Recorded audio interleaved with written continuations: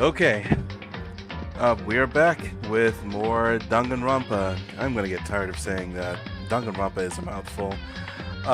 We're gonna go ahead and continue through chapter one and hopefully get to the end. That may be wishful thinking. I tend to forget how long these things are, but we'll see how far we get before I get tired or my voice gets tired or whatnot. For anybody not in the know, I'm just going through these mostly just to kind of talk about the games themselves. I'm not necessarily going to go out of my way to spoil anything, but I'm not necessarily going to treat the spoil any sort of big reveal or any sort of spoilers with a whole lot of relevance because one, this game is old as hell. Two, this game is kind of built around trying to be surprising or hit you with some big revelation at damn near every single point. So it's kind of hard to avoid spoilers if you want to talk about the game at all if you haven't if you've already experienced it.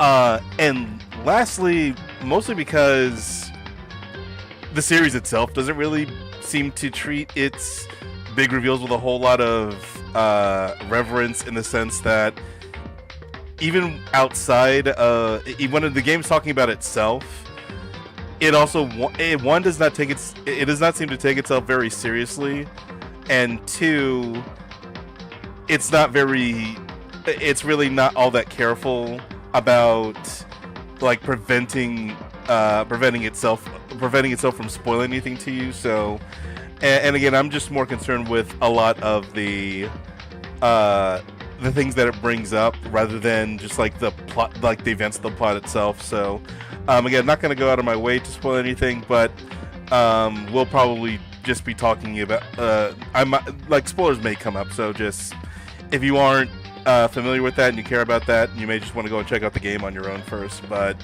again, I'm just kind of just breaking it down and talking about it as we go along.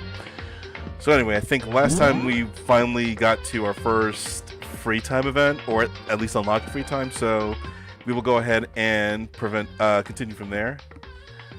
Yeah, I've not actually gone back and replayed this during an actual playthrough. I just kind of go through it. I never knew that. Pretty sure this is all the CG and stuff. Yeah. Oh, you can access it through here. Oh, okay. I guess you can't get through it. Why is it even... I don't know. This game has weird design choices all over it, so... I guess right now we'll go ahead and continue. And Jesus, look at this. This feels like... Even this is kind of like... is an example of what I was talking about the game not necessarily doing all it can to prevent you from having anything spoiled to you. Like, this is a scene from the trial rooms, and like I haven't even gotten to that point where they reveal that yet. So again, I really this game is just odd in so many ways. Also, between last week and this week, I did check out a couple of interviews with Kodaka. Not a whole, well, maybe not. I won't say not a whole lot of information, but it was kind of sparse because I think there was definitely a language barrier issue with a lot of the non-Japanese interviewers asking questions. And so a lot of the stuff that he talks about and the question that they brought up are pretty they're pretty concise, not a whole lot of expatiating on what was going through his mind. I'll bring that up whenever it seems relevant, but I learned a couple of things, and it definitely gives quite a bit of insight in just what the philosophy was when it came to making Danganronpa in the first place. But again, I'll go ahead and touch on that if it comes up or if it's relevant to whatever is going on. So we will go ahead and continue now.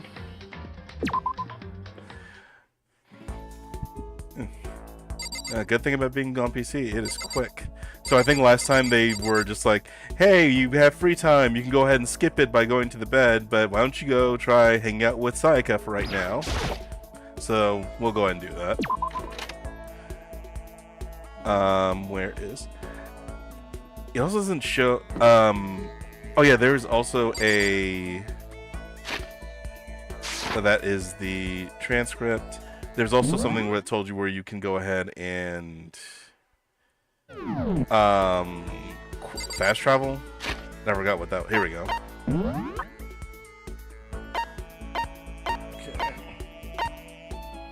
And where is Sayaka right now? Oh, she's here. Okay.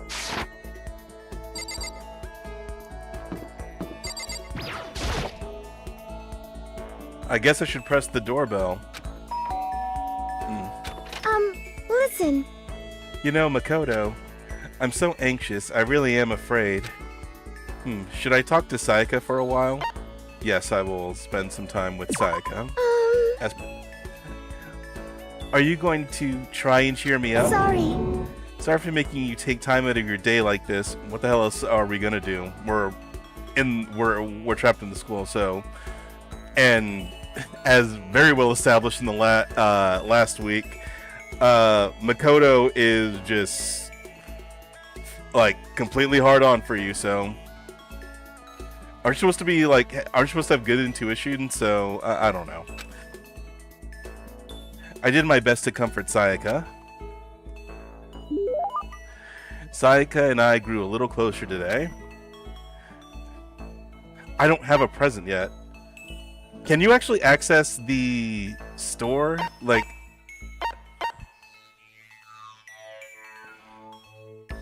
not really, no. Makoto? Do you think you can make time for the two of us to talk? Well, what's wrong? Why are you being so formal? Well, it's just... I guess that was kind of formal, but... It's just because I know I can count on you. Huh? Having you by my side really makes me feel a lot better. If you weren't here with me, I just don't know what I'd do. I'd be lost. But that's why... I hate that we had to meet again under such awful conditions, but I'm relieved you're with me. Sayaka. Standing here face to face and hearing her say that. It's nice, but kind of embarrassing at the same time. I know how you feel. You being here is what saved me. Oh God, the yandere face is back. But really? Thank you for the flattery. That smile. That mysterious smile that softens my heart. I really wasn't flattering her. That smile saved me.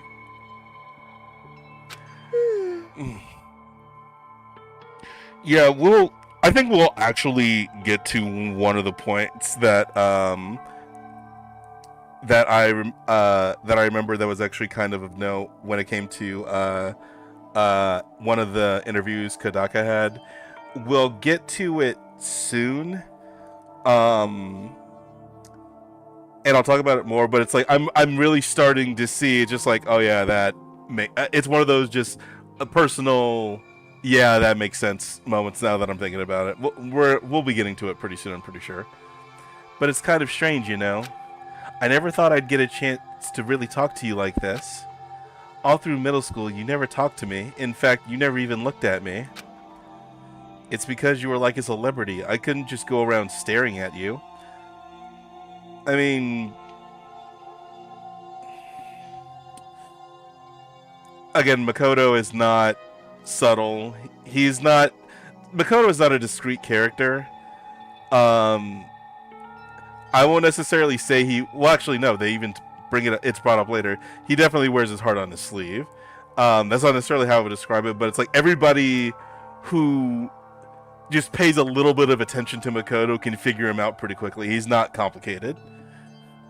So I don't know. I totally lost my train of thought here. I'll also say that I did try to take a little bit of a nap before I started this. So I'm a little groggy and still kind of sort of waking up. So if I don't make any sense, I apologize. But give me a moment, and I'll definitely be a little bit more coherent. Wait, how do you know I never looked at you? Hey, Because I looked at you all the time. Huh? I was always looking for an opportunity to talk to you. You wanted to talk to me? But since I always had so many people around me, we ended up graduating without saying a word. That was one of my biggest regrets. I mean, did they go into like a school that had, I don't know, really small population? Admittedly, it has been a while since I've been in K through 12. It's been quite some time. I don't know anybody out there who would describe as not talking to another classmate or just like another person in their school that they may have had a crush on as one of their biggest regrets. But then again, this is a pretty common trope. I don't, or rather, it's something that I would not be surprised hearing a very tropey piece of media say. It just feels weird to like think about though. Like who operates like that? I don't know. But why me? Do you remember during our first year of junior high, that huge bird wandered into the school pond? Actually, now that I think about it, I do sort of remember something like that. It was like out of a fairy tale. The turtle once every million years, that bird once every 1,000. I have no idea what tale they're referring to. I might look that up, who knows. A huge bird wandered into the school pond during our first year of junior high. I think it might have been... Shit. I should have this open just in case, because...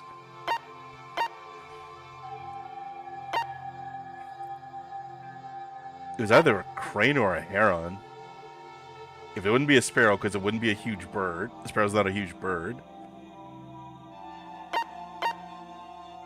Okay. I'm gonna cheat and just look it up real quick.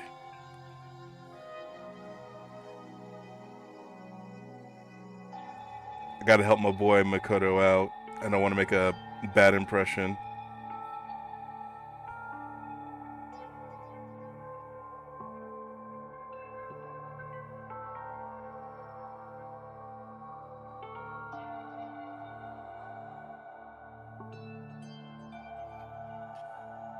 Alright, let's see. Blah, blah, blah.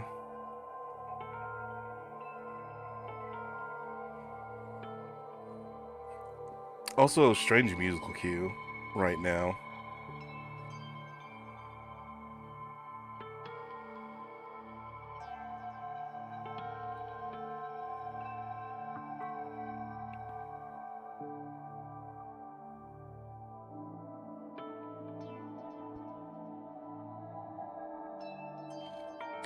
Yeah, I figured it. Okay, it's a crane. It was a crane. Yes, that one. It just walked right into the pond. Okay. That's right. That's what it was. It was so big the teacher had no idea what to do. But you led him to the forest behind the school. You helped it find its way out. Well, only because I was already in charge of taking care of the animals at school. They made me do it. Not a big deal. I'm just... it's just kind of weird that they're using the slang the slang spelling of cuz instead of just doing because or apostrophe CAUSE. I guess this is one of the few times they didn't want to make more text boxes than they needed to, which would have been great if they applied that more throughout the story, but You see, I should have said thank you then, but is it okay if I do it now? Thank me. I'm that crane, you see. I've come to return the favor. Here, let me make you... What the hell? Just kidding. Yeah, I kind of figured... Makoto, you liar. Just like, you are such a simp, Makoto. Who do you think you're kidding? But... Honestly, though, I was so impressed. That's why I always wanted to talk to you, even just once. I never imagined this would be how I got my chance. Yeah, if we'd met again at a train station somewhere downtown, that'd make for a nice dramatic reunion. I think Makoto... I mean, this is probably just by extension of, again, that classic self-aware writing. But the way this is coming off is that Makoto himself thinks... Like, he thinks he's in a manga, or is acting like he's in a manga, which is weird because they'll make fun of Hifumi by... they'll make fun of the fact that Hifumi is a, like, full-on, like, proud otaku and shit like that. But, like, here they're just... I mean, admittedly, this is internally... This is just him thinking about something like that. But I'm just like, Makoto, like, do you know that you're in a Japanese game? But instead, it's this weird school. Maybe, but still. I'm sure you'll help me find my way out, just like that crane. You'll save me. You see? It's just intuition. I know, but I still believe it. I'm going to save her? I'll do my best, I promise that. I'll make sure it's more than just intuition. If there's anything I can do, I'm going to do it. I believe in you. Besides, my intuition always turns out to be right. Like I said, I'm psychic. Okay, she said that, so I don't have to. Kidding. Man, that yandere face. Like, Makoto is so deep, it is so in deep that he's just, like, ignoring all the red flags. She laughed out loud as she said it. The closer we get, the stronger that smile of hers makes me. I was glad to feel that way. Okay. Yep, got that skill. Give yourself a pat on the back. You've earned it. I mean, I just did the thing that the game instructed, so... Alright, so... one sec, just need a quick drink.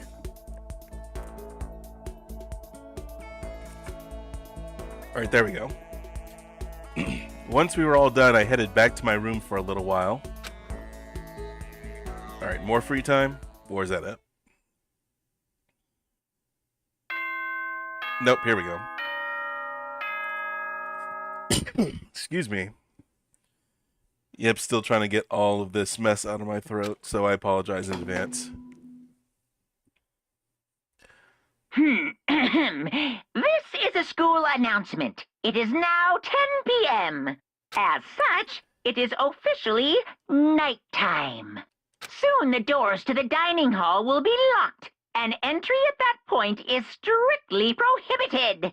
Okay then, sweet dreams, everyone. Good night. Sleep tight. Don't let the bed bugs bite. Thank you, Monokuma. Today's already come to an end, but I swear tomorrow I'm going to find some kind of clue instead of trying to get my dick wet by talking to my queen. But I get it, Makoto. I get it. I swear. As my eyelids began to slide closed, the conversation I'd had with Sayaka that morning began to replay. In a way, it's almost frustrating. Even if I understand where desperation is coming from, I can't share in it. The pressures he's under is way different from anything a normal high schooler like me goes through. She didn't just stumble into this school the way I did, so I can't say that I feel the things the way she does. Compared to her, no, compared to everyone else here, there's no doubt I just don't match up. I guess that might explain my own frustration. I mean, I don't know, man. I think once you're all prisoners, you kind of all are the same to an extent. Okay. Some more Monokuma Theater. already stated that these are usually just kind of filler, and it might be some sort of humor that I don't understand or get. Like, I don't think that most of these, I'm pretty sure that most of these are not relevant to whatever's going on. They're just there as some sort of weird intermission, which is, I don't know why they did, because the game itself already has like natural intermissions, or more natural than this. So, I'm sure that you've noticed the killing game has begun, but, well, nobody's dead, so there's still room for a little laughter. It seems our newest students, already so filled with despair, still have some hope of escape. So when will it begin? When will their hope begin to die? Is it time yet? Is it time? Okay, now this is just like, this is just Monokuma saying, get on with it already. Which,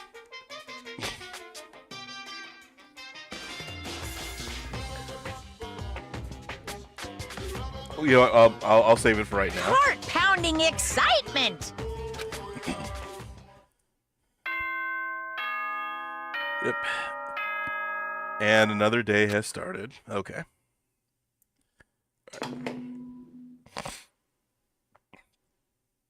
Good morning, everyone! It is now 7 a.m. and nighttime is officially over. Time to rise and shine! Get ready to greet another beautiful day!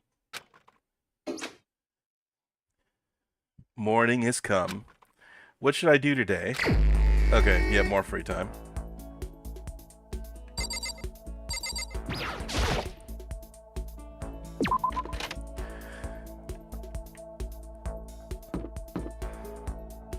Now I know that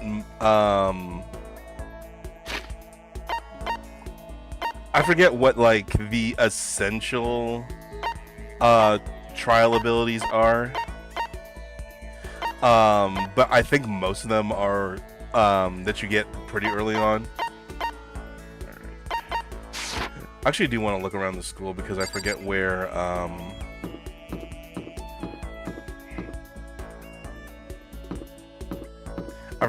like all like the really central things are. Yeah, that's locked.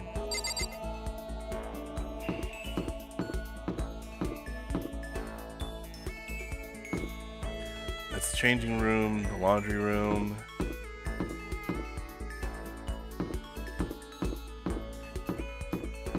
That's the dining area.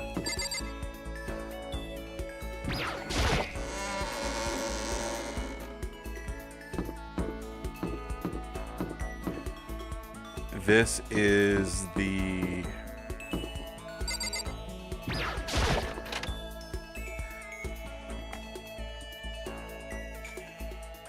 Oh, this is the AV. This is the AV area, which will become relevant soon.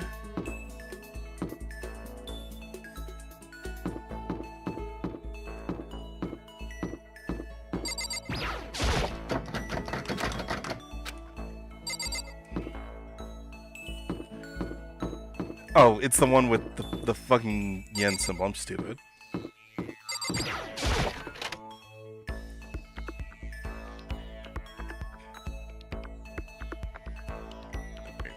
And here is the Mono machine. What's this? Oh, maybe if I turn the knob, a prize will come out.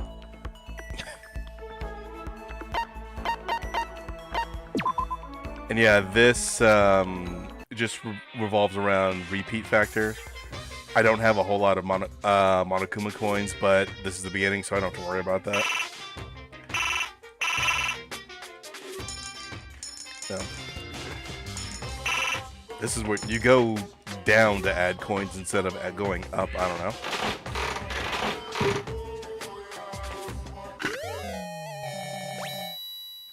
That is instant ramen.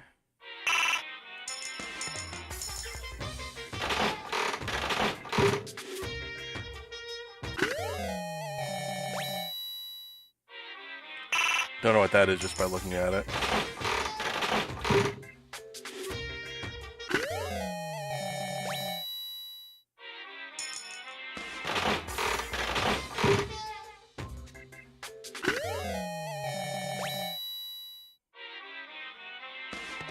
Alright. I should probably get going. So that's all for right now. Oh, I would probably get more if I'd looked at some of the stuff here. Yep, this is definitely the school store. But it has a kind of Japanese/Western blend. It seems more like a cluttered antique store. Yep, there's one.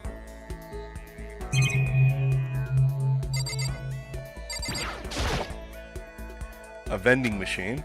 I guess this must be the school. Yes, we've established that.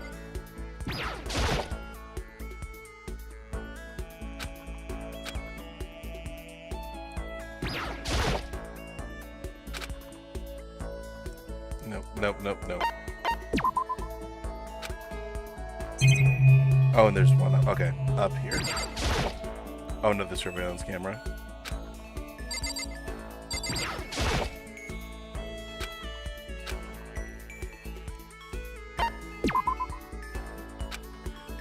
Because I already have a couple of characters in mind who I want to talk to at this point in the story, and it's not going to be all that surprising who I pick.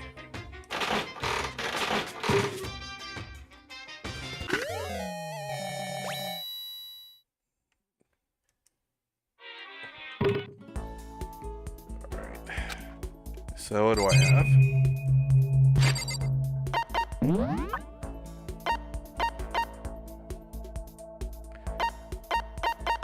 God of War charm.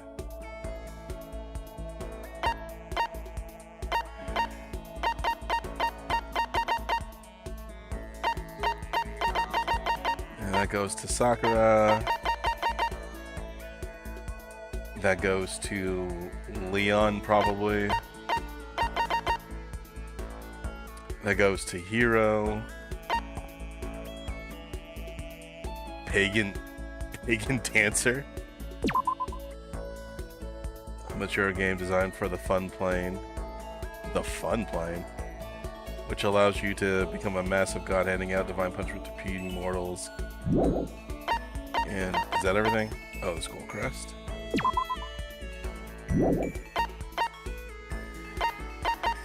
Alright. Now I'm just going to check real quick to see if I have anything for any of the students. I'm pretty sure I have at least one. Let's see.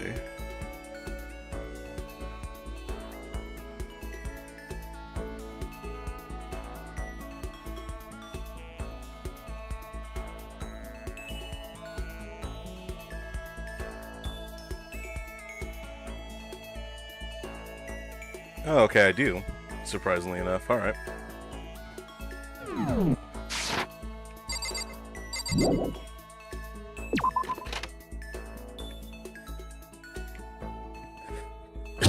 Excuse me.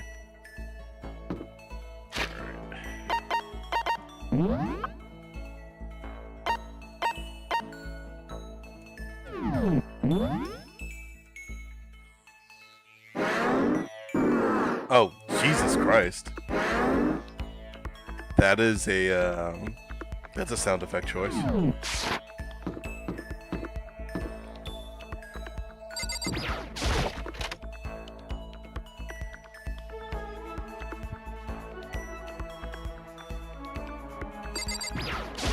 Are you for real? We have too much freaking spare time. How can anyone live like this? It's impossible. No way, can't do it. Totally impossible. Yeah, we'll hang out with Junko. I don't mind hanging out, but you better keep me entertained. I spent some time with Junko, but I'm not sure if she was satisfied.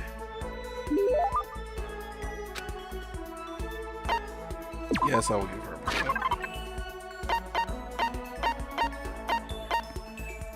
Let's see what I got.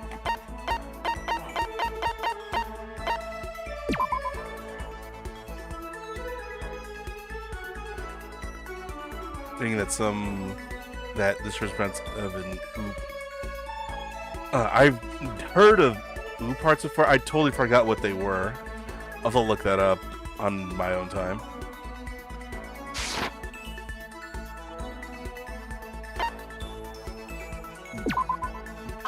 That is some weird verbiage that they use.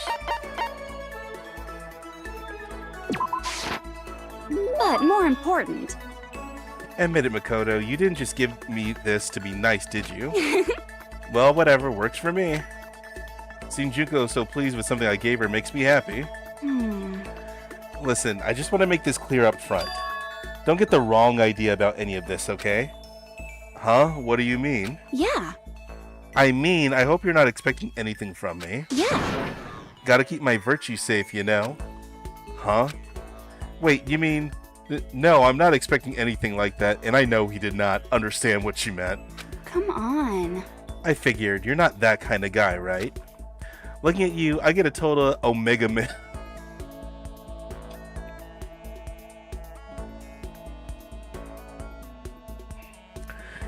This game can surprise me every once in a while. Admittedly, it's probably because I just forget stuff, but... Jesus Christ. This game came out... When did this... I know this game... I'm pretty sure this game came out in 2010. When did this game come out on the PSP in, like, America? Or at least, like, outside of Japan? I need to check this out. Because, one, it's sad that this type of... like, people still talk like this. But secondly, I guess it would just be a good refresher of learning when this kind of crap was, like, started popping up online everywhere.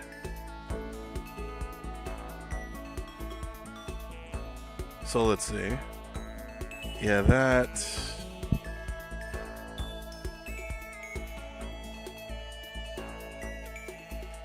Yeah, released in 2010.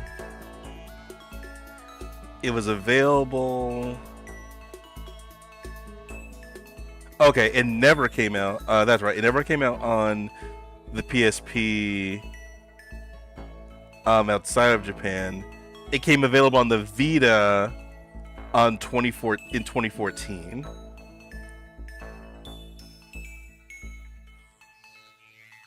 Okay. So 2014. So I don't necessarily know how much time it would take to do everything else that needed to be done for it to be released outside of Japan, like the translation, localization work, all that jazz. But but okay, so 10 years ago, which I guess is about right, considering everything that was relevant back then. Omega Male, Jesus Christ, that's a line in this game. Yeah. But still, they say even the tamest guy can turn into a wild animal, so I figured I'd say it anyway. A wild animal? Again, Makoto, you lead Dick first quite a bit. Don't ask me why, but I seem to attract guys like that. It's probably because she's so, flashy. What the?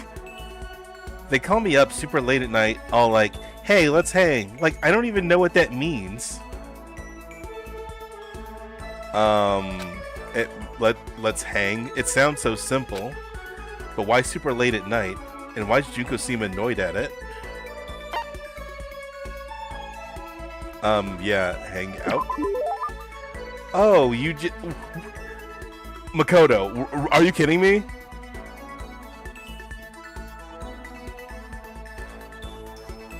Even the most average of people know what hang out means. I mean, I don't... It's hanging out. I know the characters in this game can be varying levels of stupid, but... do they, like, not know how to talk like people? And I know that half the time the answer is no. I mean... Jesus Christ, as much as I'm focusing on this shit, again,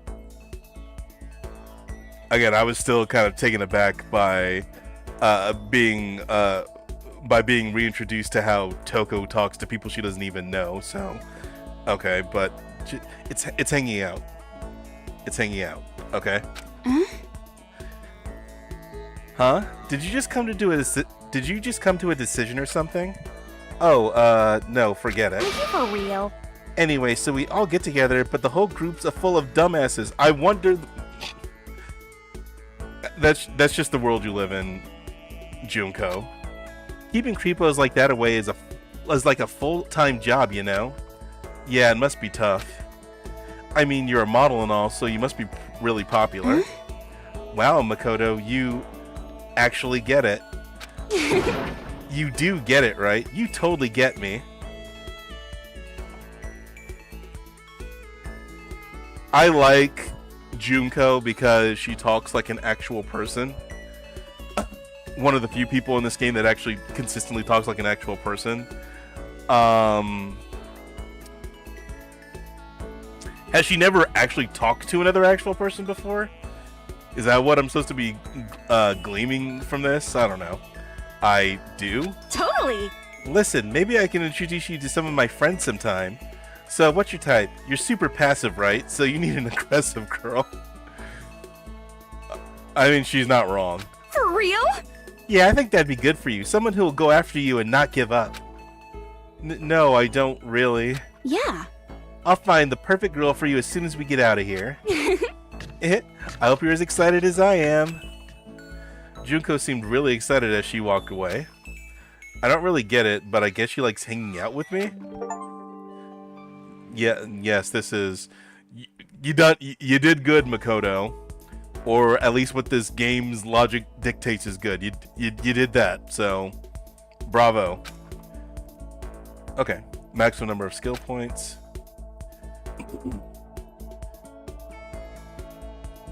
And again, that means nothing at this point of the game because it's like skill points. What the hell is that all about? Alright, once we were all done, I headed back to my room for a little while.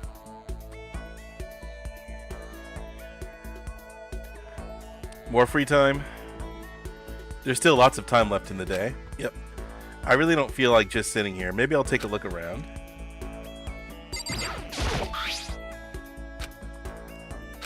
Okay.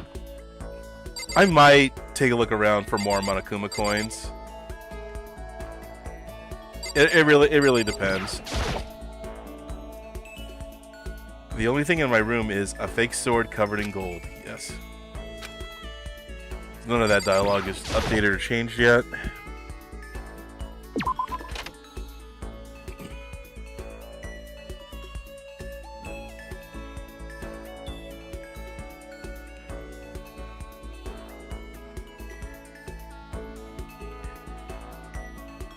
Let's see.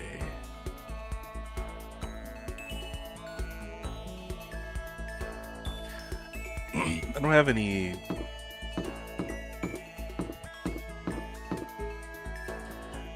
I have a couple of presents left, but not many. Let's see what we got in the report card.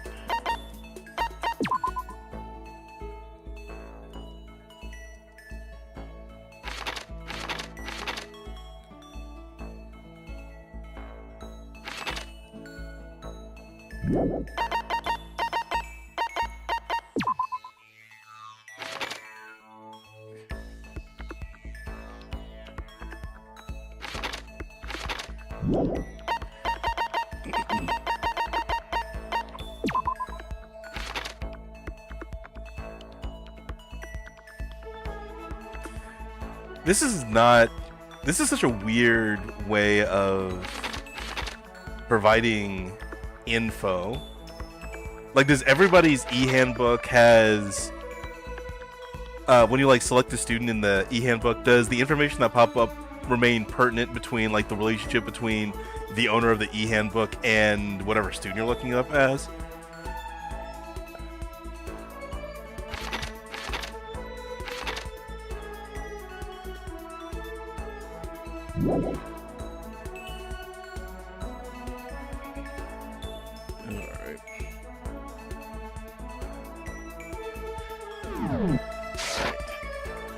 And I think this will probably be my last person before the next, before the game moves forward.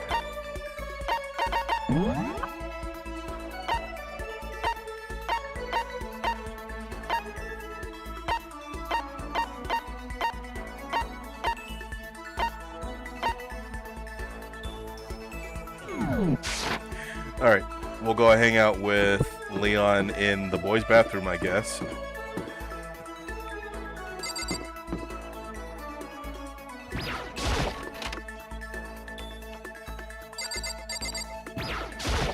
seems like...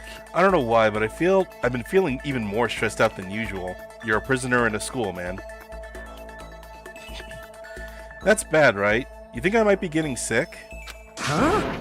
Hey, whoever's in charge around here, I'm sick. Get me to a doctor. Please get me out of here. Please? I mean, yeah, that would be... It's not going to be pertinent, but yeah, that'd be fun, you know? All right, we got to sit down and plan out our strategy. You know what I mean. So, Makoto, which girl do you have your eye on? Yeah, Leon is a dumbass if he can't tell, but... Leon and I had a strategy meeting. Leon and I grew a little closer today. Yeah, let's give him a...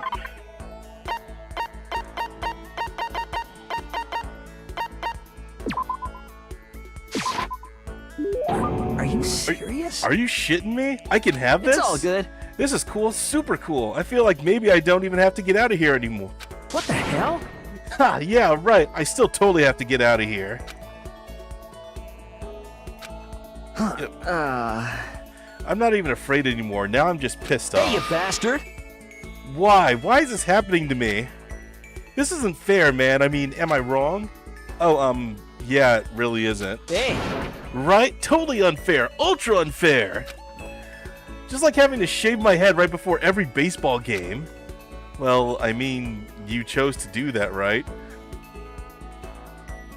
Every once in a while, Makoto really knocks it out of the park with a good response. You... Come on, man. Are you against me now, too? I don't even want to play, but the coach and all the teachers begged me, so I did it. And then they made me shave my head just because it's tradition. How's that fair? You really hate baseball that much, huh? Damn straight I do. Who has fun running around on a dusty field for 3 hours? I mean, that's a fair point. I'm pretty sure the hundreds of thousands that professional players get paid is pretty big motivation for a lot of them. I do not think that... I mean, I definitely know that there are some people who play it for the love of the game, and props to them. I do respect that, but yeah, the swaths of cash is definitely a big incentive. But for baseball players, the field is like sacred ground, isn't it? Oh yeah, and I forgot, Japanese game. I have to think of that mindset. I'm really not sure. I know that Japan loves baseball. I'm really not sure how they view it compared to like here in America. I mean, I know baseball is America's game, but I know that there still has to be like something. There's obviously something that's different. So, might have to check that out. But it's so not cool. Spending all that time at practice getting covered in sweat and dirt. Hey, listen. It's just baseball, right? It's easy. Who needs practice?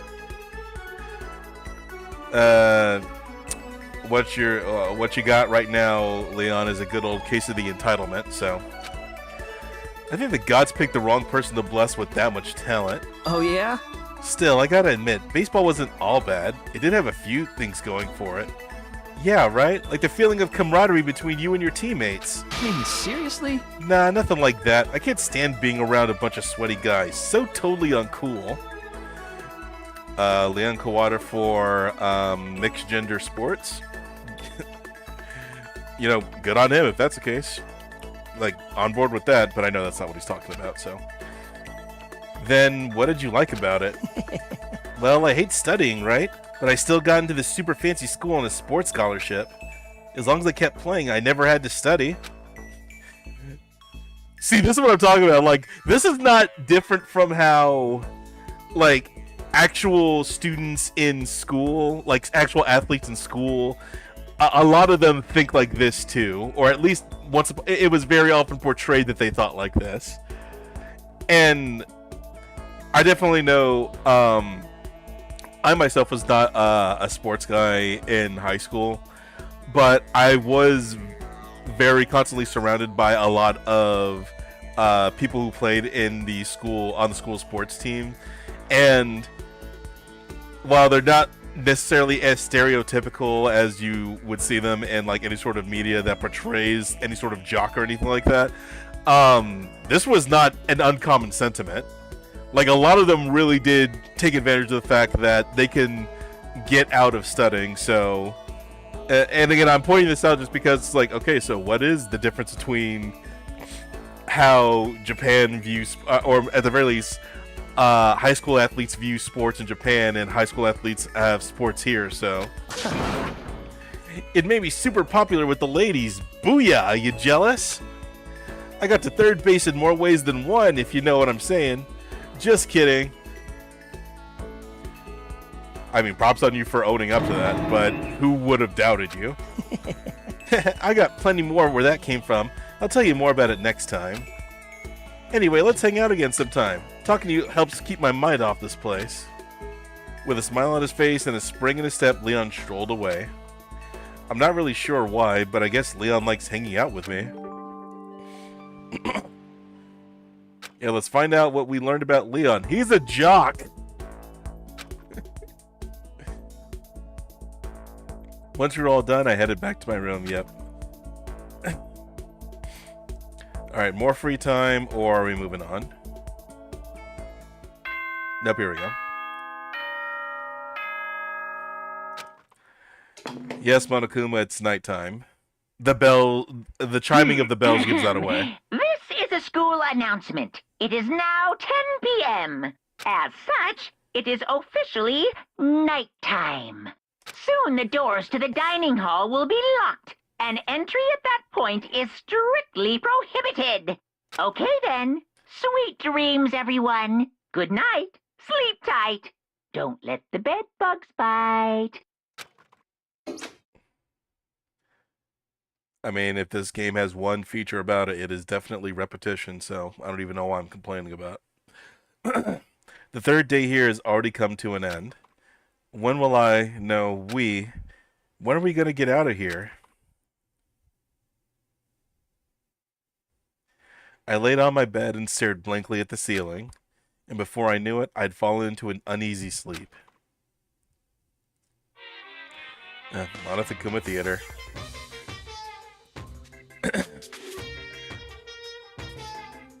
I need an immediate, fast-acting pick-me-up.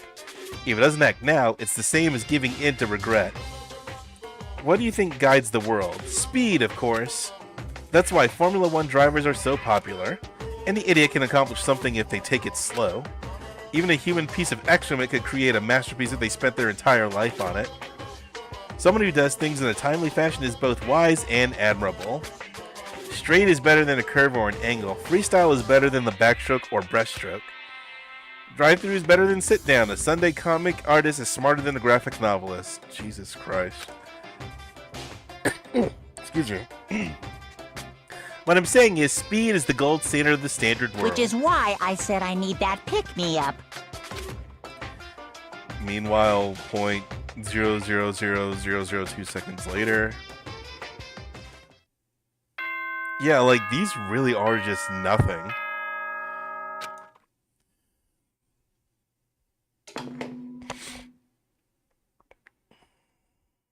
Good morning, everyone! It is now 7 a.m., and nighttime is officially over. Time to rise and shine! Get ready to greet another beautiful day! I might fast forward those if it becomes a little too, if it's just going to be the same dialogue over and over. I woke up to the irritating sound of Monokuma's voice. I slowly pulled myself out of bed. Good. Another night of restless sleep. Day after day, I can feel the fatigue piling up. As soon as the thought had crossed my mind... Okay, so shit's finally going to start happening. Good. The sound of the doorbell forced its way into my room. Hey! A fantastic morning, isn't it? Taka? Now then, if you'll pardon the interruption. Without waiting for a reply, Taka barged into my room. Again, why can't we just continue? What's up, Taka? No matter how intensely the stormy seas may batter me, I will not fall as long as my feet are firmly planted. You agree, right? I'm not sure I understand. Without a doubt. And if you can't do it alone, just find someone to support you, and you can support them back. You hear me? That's how you can overcome any storm. I was thinking about it last night, and I decided we all really need to come together. And that was when I realized every morning from now on, after the morning announcement, everyone should have breakfast together. Quiet down and listen. And now is the beginning of that fateful day. Please head to the dining hall at your earliest convenience. Got it. That's all for now. I have to go let everyone else know the good news. Taka didn't even wait for a reply. He turned and left before I could say a thing. Well, I guess I'd better head to the dining hall. I mean, I don't think you have to. Be your own man, Makoto.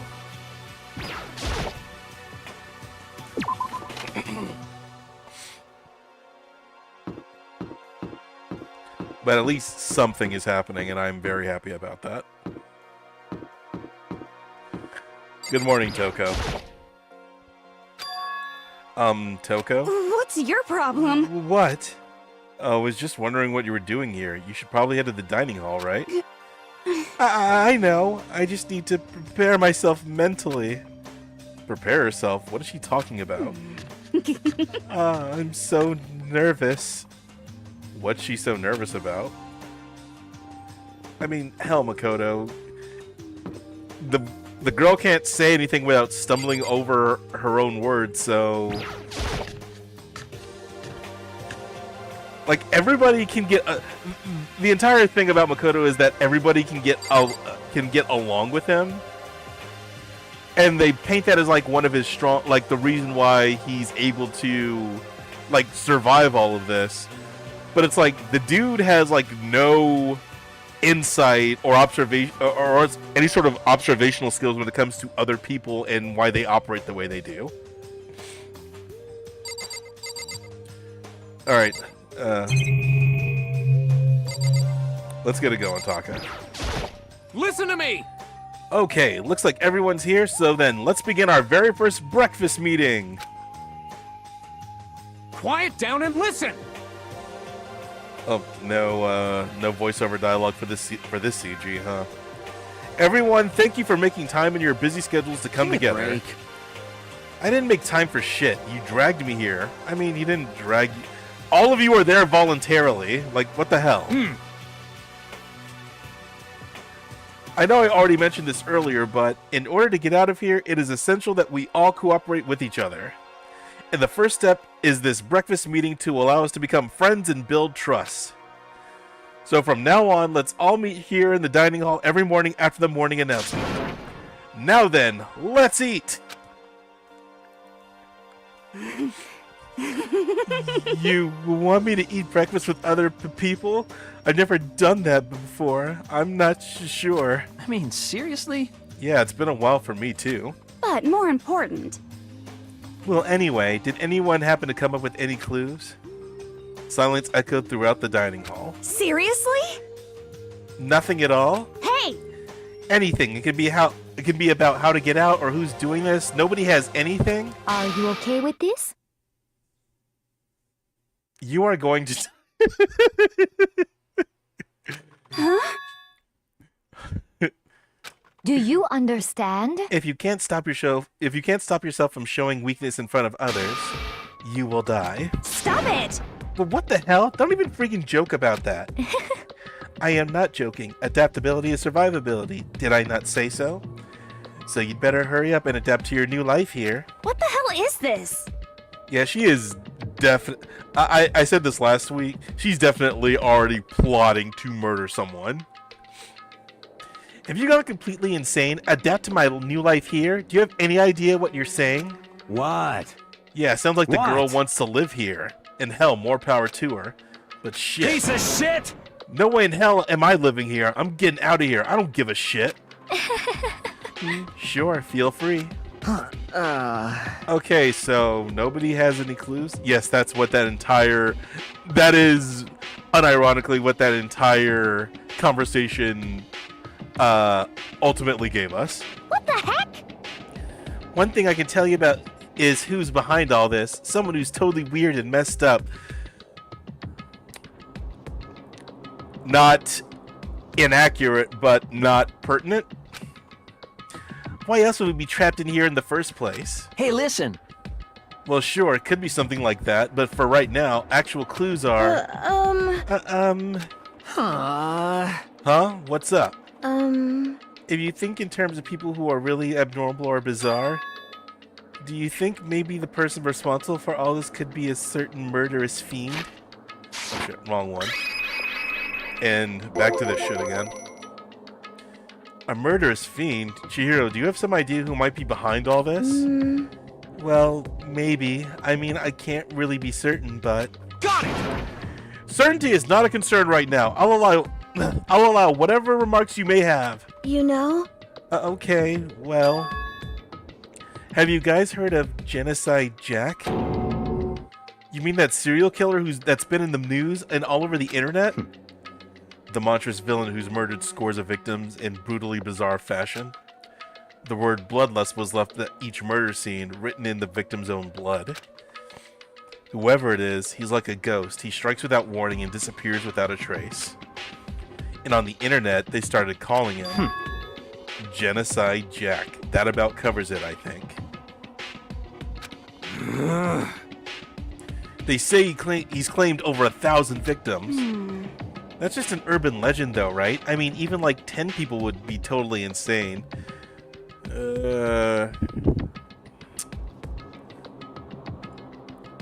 In the sense that somebody that depraved existing is kind of crazy, but I mean, hell, we got our Ted Bundys, we've got our Jeffrey Dahmers, we got a lot of fucked up people out there, so. Anyway, whoever Genocide Jack really is, he's obviously some kind of super crazy killer. Huh? Super crazy killer man. And if he really is this ultimate psycho, I wouldn't be surprised if he put together something like this. But like I said, I can't be certain. I don't have any evidence or anything, it's just a thought. Oh, my nose is stuffed up. Ugh. Hey, hold on. But if they're the killer, isn't that like a killer of a problem for us? Yeah! It's okay. Everything's absolutely, positively, 100%, without a doubt, gonna be okay. Cause help's gonna be here soon. I'm sure of it. Huh? Help? Cause, I mean... We've been stuck in here a few days already, right? Nobody's been able to contact us, so I'm sure they're getting worried. I bet they called the police already.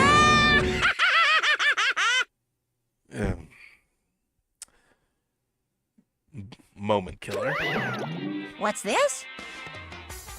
The police? You're putting your faith in the police? Bastard! What are you doing here? You guys? You guys, seriously? Do you understand what role the police exist to fill? Oh boy. There's a lot of ways I can go off of this, but I'm just going to let the game say whatever it has to say. All they're good for is being a foil, playing against a villain or anti-hero or evil organization. The bad guys come along and destroy them, and that shows just how badass they really are. Are you sure you want to rely on such an unreliable group of losers? Yep, I'm just gonna let that be what it is. I'm not gonna add anything to it. I mean, come on. If you really, really want to get out of here, all you gotta do is kill. What the hell? Yeah. Why the hell are you laughing? You know? I'm just impressed with the total commitment to this whole act. Come on. You're still going on about that? I cannot fucking believe that of all characters, he survives the entire series. You're fucking dead. So, Mr. Serial Killer, Psycho Freak Bastard, what the hell do you want? Huh? Mr. Serial... Okay, I gotta try and see if I can get this right. Mr. Serial Killer, I'm getting this. Mr. Serial Killer, Fuck. Mr. Serial Killer Fuck! I keep trying to skip the psycho and go straight to freak after killer. Mr. Serial Killer Psycho Freak Bastard, huh? That's a pretty long name. German, maybe? I can't do German accent, so I'm not even gonna try and put that through what would be a in the most lenient of worlds, a German accent. Hey, come on. We know who you really are.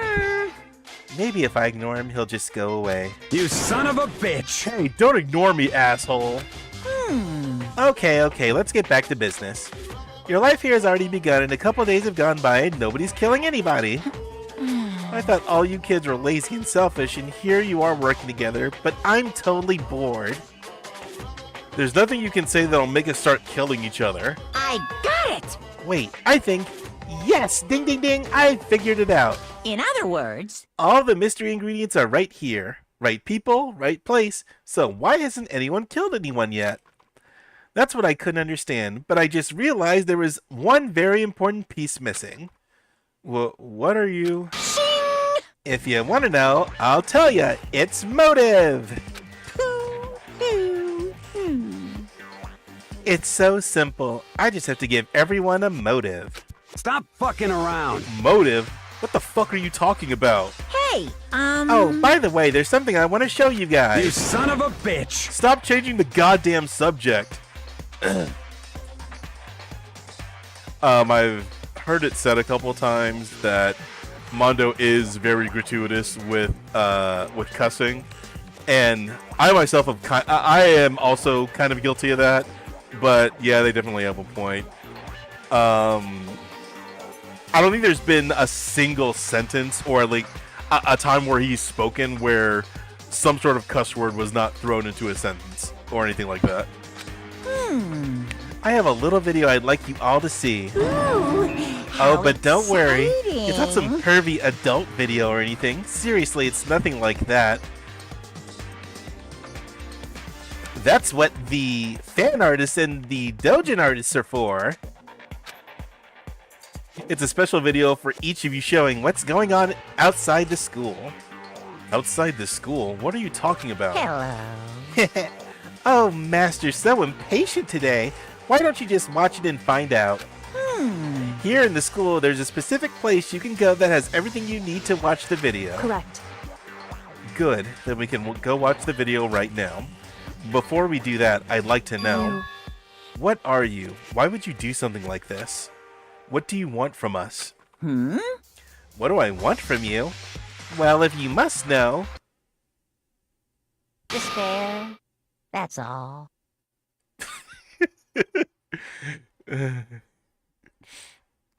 What a weird line delivery. Well now. If you want to know more than that, you'll have to figure it out for yourselves. Do whatever you need to uncover the mystery hidden within the school. I won't try and stop you. Because to be honest, it's entertaining as heck watching you guys search so desperately for answers. So I guess I want amusement from you too. So, fucking lied. He's gone, and once again he left before we could find out anything useful. Well, I would say that the way that they tend to figure out stuff in this game kind of varies between something that has a very like a logical train of thought that most people would be able to understand, and then they'll just come to, and then other times they'll just come to wild ass leap, like jumps to conclusions. And this one is pretty straightforward. It's like, okay, he said he wants despair, and he said that he wants amusement. So at least understand that you're dealing with a crazy person, or crazier than you may have thought at first. Like, work with what you got. Like, come up with some hypotheses or pet theories or whatever. Is that right? Really? I think we learned something very useful. He has no intention of standing in the way of our pursuit of the truth. Interesting. However... Perhaps, but what about the video he mentioned? I'm very curious to see what's on it. That's true.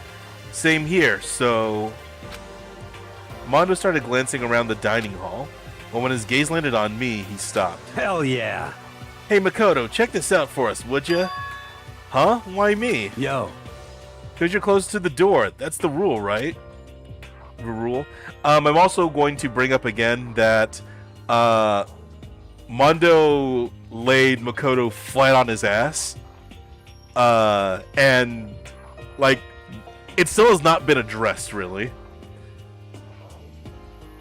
Like, I'm actually just like, why are we not wary around this guy who seems to be angry all the time? Again, he can't not say anything without cussing throughout it, and apparently is really violent. Again, ultimate bike gang leader. Like, if I were told that I was a prisoner in a school, and one of them, and if I was a prisoner in a school, in order to get out, then I have to murder somebody, and we've already seen one dude be extremely violent and aggressive, I would not be like so calm like around this particular person based on what he's shown us so far.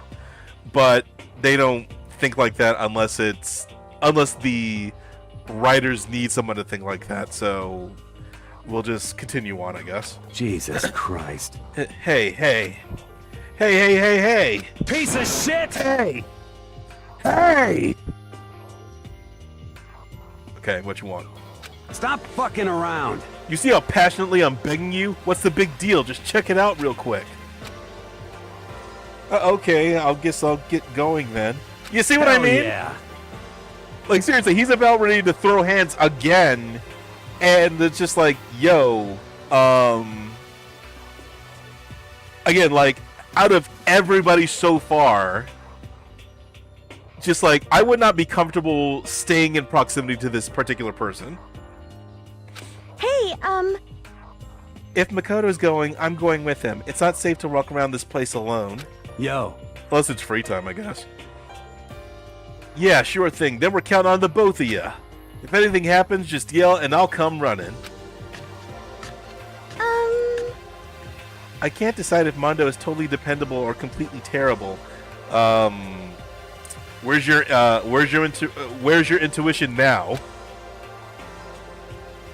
Yeah, I have to say he's kind of both. You got knocked the fuck out like 2 days ago, Makoto. Just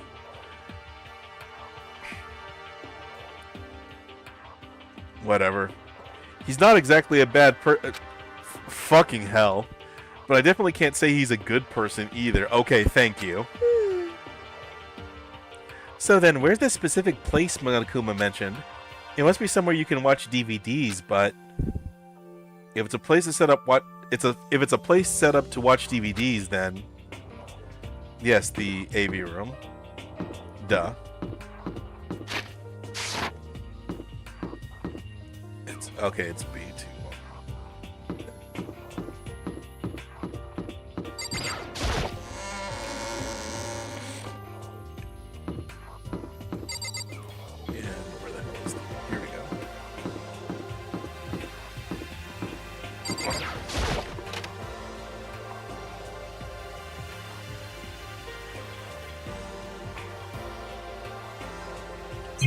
Alright, Monokuma coin time.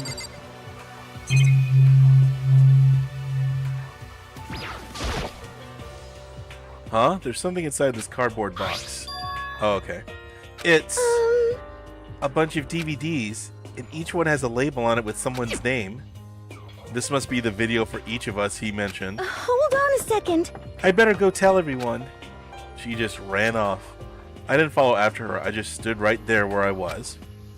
The DVDs in front of me had robbed me of all awareness. I was rooted in place. You found a box full of... Yes, you found the thing that you were looking for. Ultimate Poet, Makoto Naegi. I think I see something. Alright, is there anything else in here?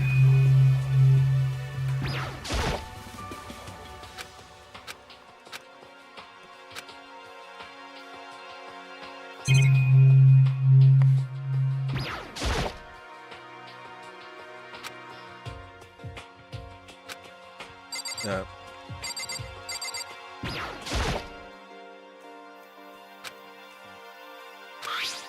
okay. Shit. I sorted through the DVDs I found in the box and found the one with my name on it. And then I slid into the expensive-looking player. I sat down and stared intently at the darkened screen, and then...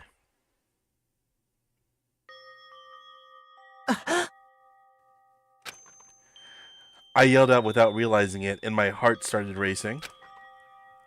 Because what I saw on that monitor, it was my family. You getting picked to attend Hope's Peak Academy is like a dream come true. Make sure you do your best. His mother looks a lot like Aoi, but without like her hairstyle and a little bit lighter skinned. But then again, a lot of the character designs in all of the Danganronpa games have a lot of similar features, so that's not surprising. I'm so proud of you, son. But remember, don't push yourself too hard. Are you really watching this, Makoto? Good luck, okay? That is definitely not the same VA who voices the character, at least in English, in Ultra Despair Girls. If it had ended there, that would have been fine. A message of love and support. After leaving my family behind to attend Hope's Peak, it would have given me hope, given me strength. If this was a normal school, I would have been happy, if a little embarrassed. With my family's support to rely on, I would have been motivated to do even better. But here, now, it was totally different. I wasn't living an ordinary school life, so I had a pretty strong feeling that the video wasn't going to end there. I mean, there's a little tracker bar at the bottom. I mean, just... like, keep up, Makoto, come on. I hated having that feeling, but it turned out I was absolutely right.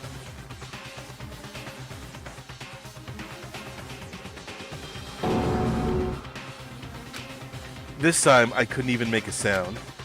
My voice just died. Where'd everyone go? It looks like a war zone or something. As if in reply... what? Again, they... weird-ass sentence. As if in reply, a voice came floating out of the speakers. I recognized the voice, of course. It was him. Makoto Naegi, accepted into Hope's Peak Academy, and his family, who supported such a lucky boy. But it seems like something's happened to this family's well-being. Oh boy, this is bad. What could have possibly happened to this family's well-being?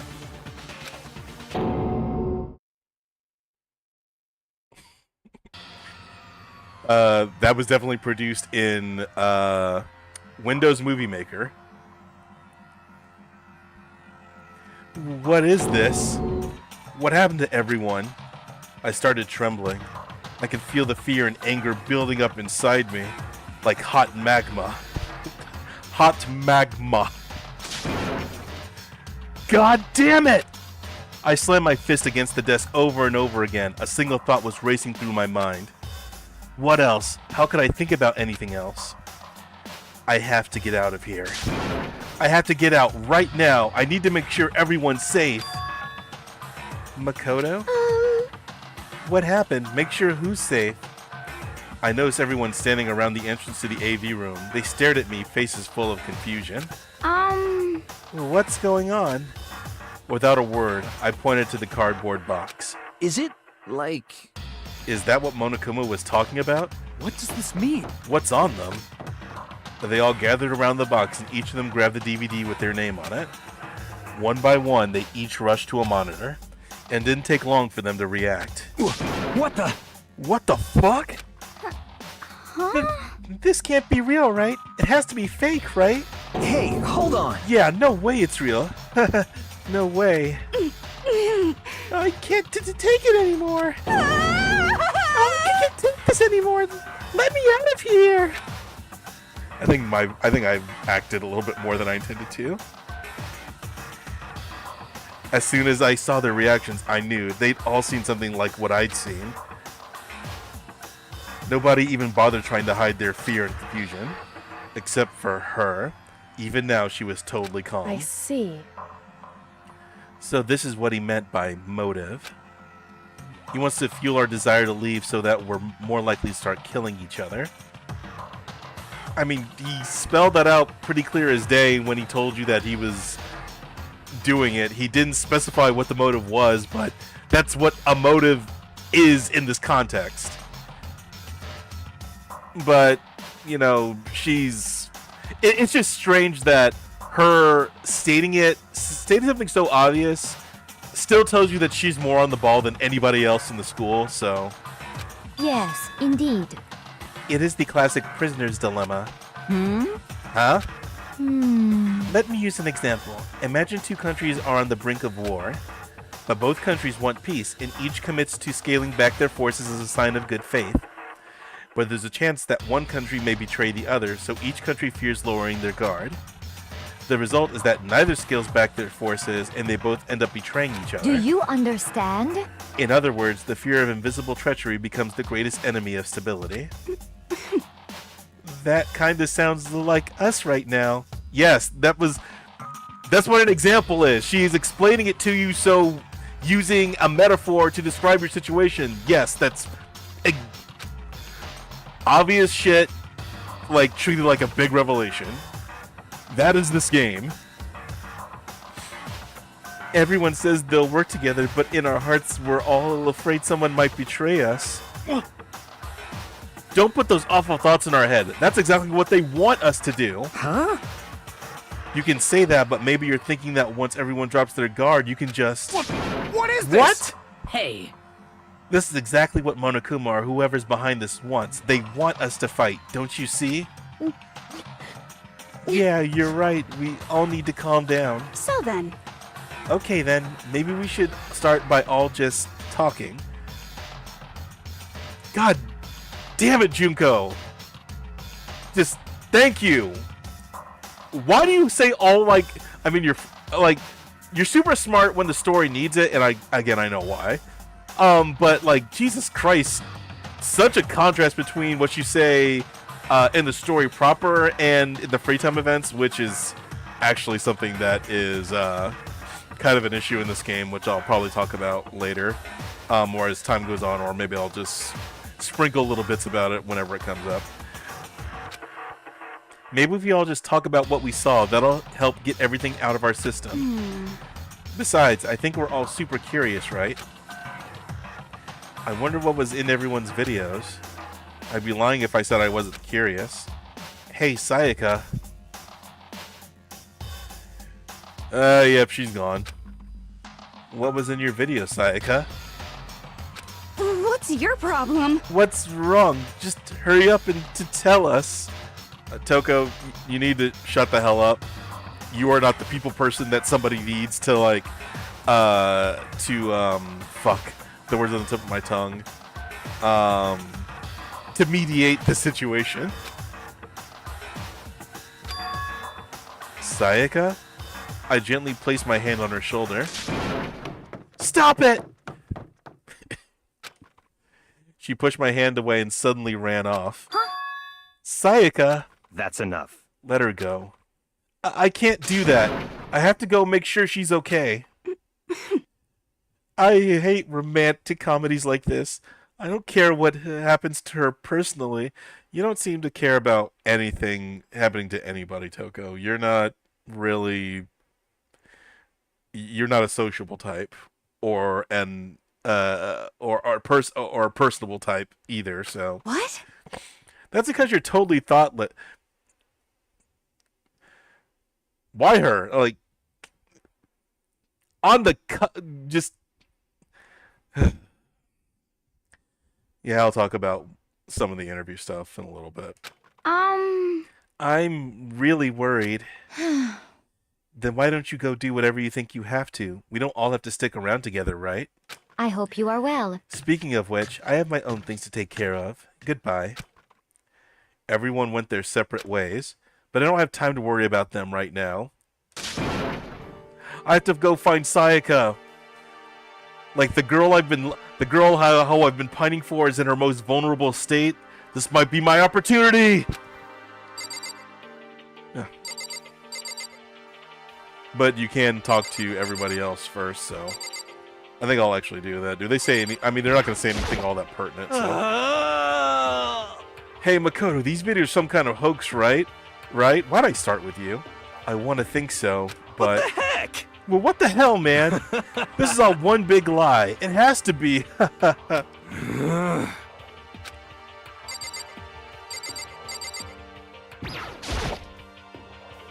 What was in your video, Hifumi?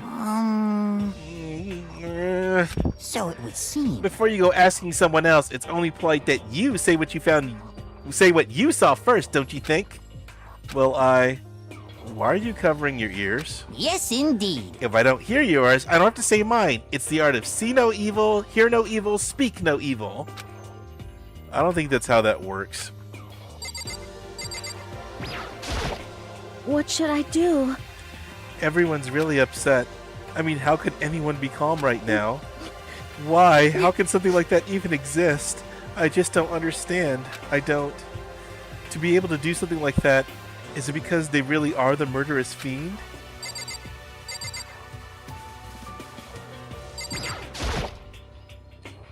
What was in your video, Sakura? I'm sorry. My family. But I'm not upset by what I saw. If you're overpowered, you must accept your death. That is the way of my family. Damn. But still, I refuse to believe they would lose so easily. How? See, thank you, Sakura. Pretty straightforward, not really any bullshit. Good character. What was in your video, Taka? I saw... Sorry, it's going to take me some time to figure out how to put it into words. Even this is not an unreasonable response. And I know Kyoko's not going to say anything. We're not that deep into our relationship with her yet. What was in your video, Kyoko? Well, Why should I tell you?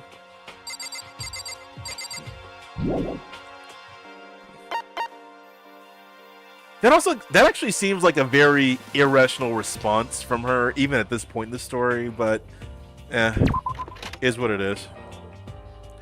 Where could she have gone? She can't have gone far. I should check around the school. The school is humongous, man. She's in one of the nearby classrooms. Oh, it's be right here, over here.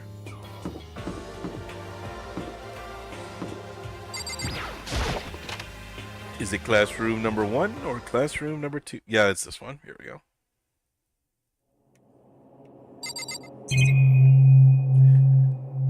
Let's check. This note is still here?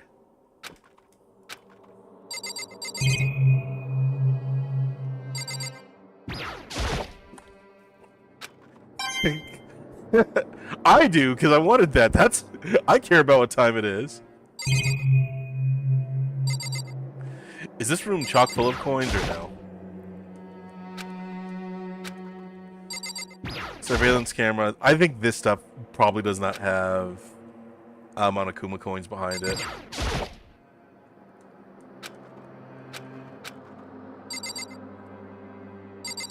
Can you just leave? I wonder if you could just leave. Okay.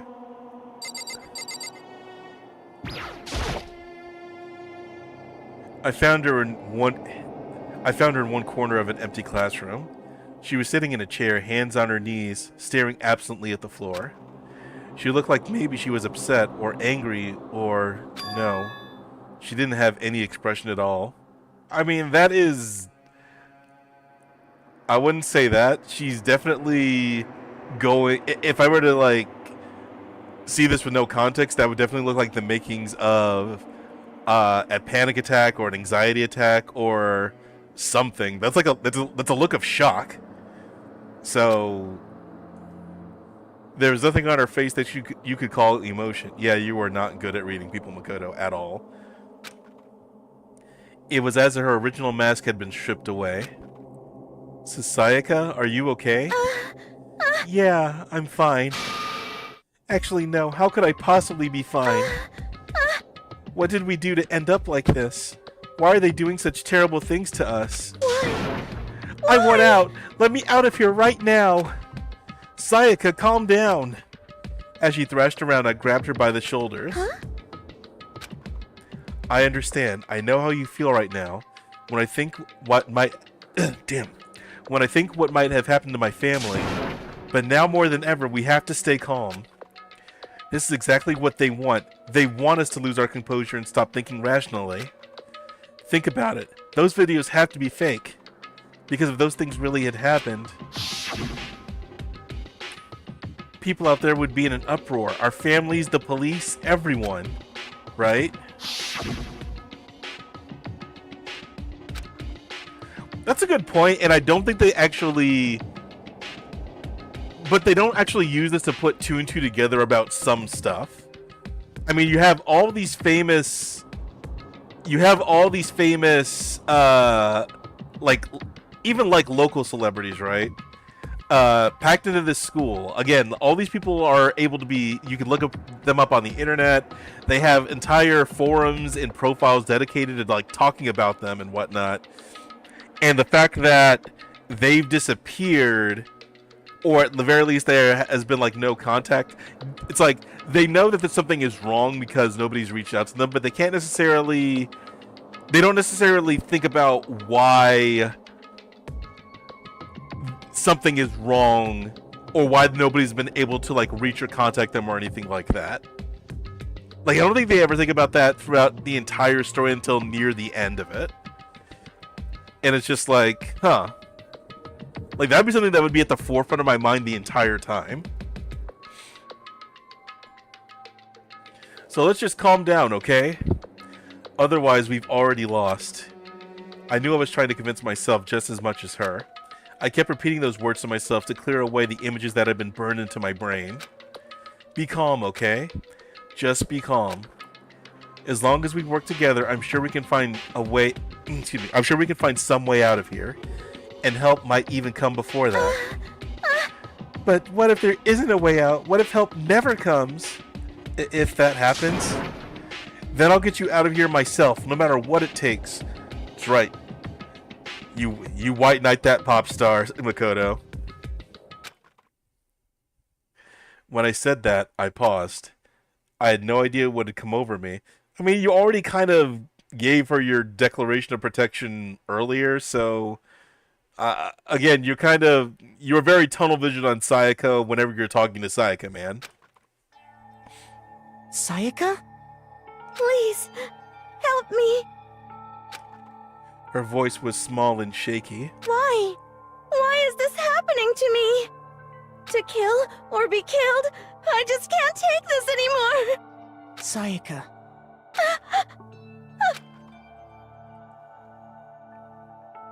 I may have scrolled through that a little too quickly, but that's fine. Finally, she raised her face up from my chest. She looked at me with those big, wet eyes of hers. Makoto! Can I believe what you said? Huh? That you'll help me get out? Oh. Oh, God. No matter what it takes? Absolutely. Makoto! You're the only one I can trust, so please. No matter what happens, please always be there for me. I need you on my side. Huh? Of course I'll be there for you. Ooh. Oh, Makoto. No matter what, I'm always on your side. I mean, you are my assistant after all. Makoto. Thank you, Makoto. Hearing you say that, I feel like I can keep going. I can get through this as long as you're here with me.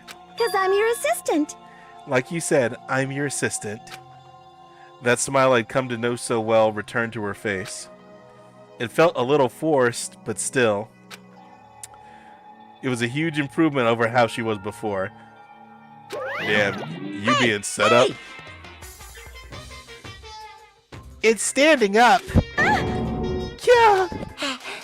Makoto, it's standing up. What's standing up? Come on! You even have to ask? She just... I know what's coming, and dear God, I'm just like, what? Okay, who wrote this shit? Like, for real? Disgusting. Your flagpole! Get the hell out of here! Just a minute. No, I want to. This is so dumb. Damn it, Will! If you won't leave, then tell us what the hell is up with those videos. It's about to come out. It's gonna come out. This is so bad. My pristine, pure white stuffing. My honest, innocent stuffing is about to come gush. Holy fuck.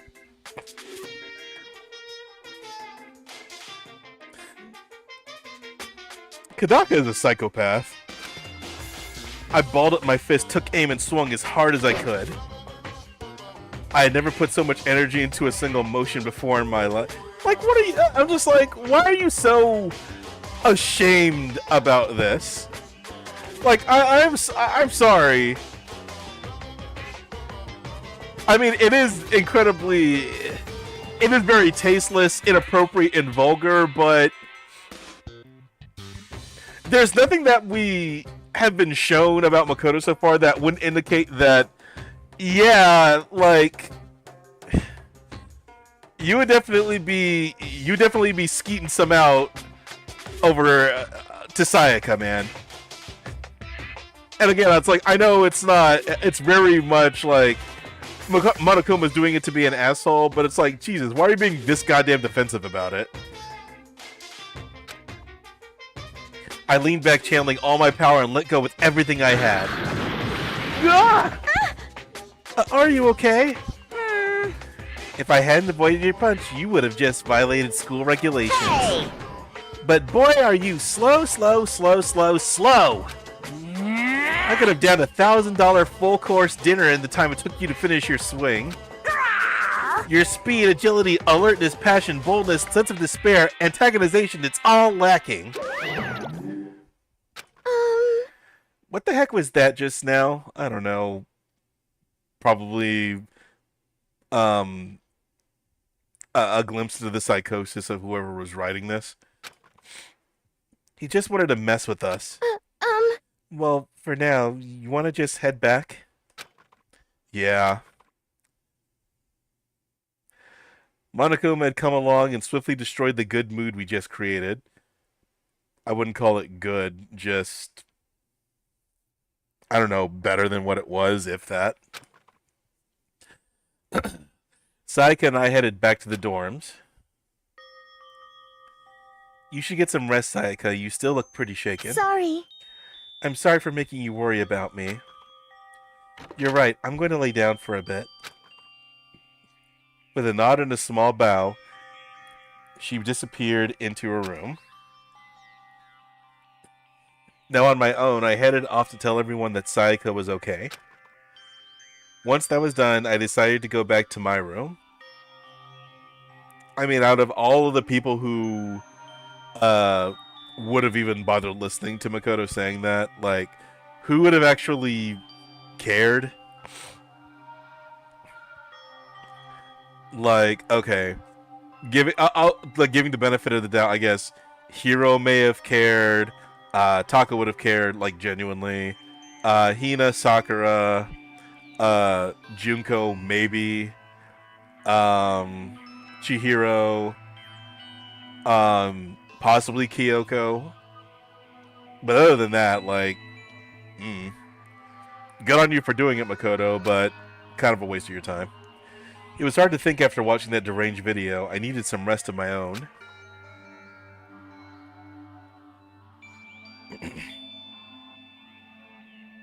Jeez. Seriously, what's going on here? There's just so many problems. I can't even decide what the biggest problem is. You start with macro and go to micro. And honestly, the macro, I mean, saying that you are trapped in a school unless you kill somebody is... I think that's pretty succinct. That we're trapped in here.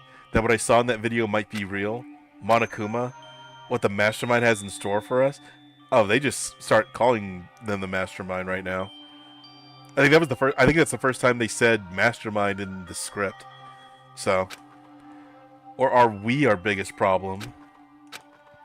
I want to get out of here, but I can never kill someone. Do the others all feel the same? Yeah, that's definitely the biggest problem right now.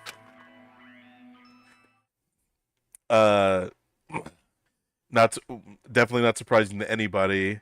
The original concept for this game was called Distrust. Monokuma Theater? Nope. Okay, yeah, we're actually finally getting it going. Okay, good. Huh? When I opened my eyes, they darted immediately to the clock. It's almost 10 o'clock. I fell asleep without even realizing it. Nighttime's about to start. So how come someone's here? Sorry. I'm really sorry to come by so late. Sayaka? Yeah, can we please...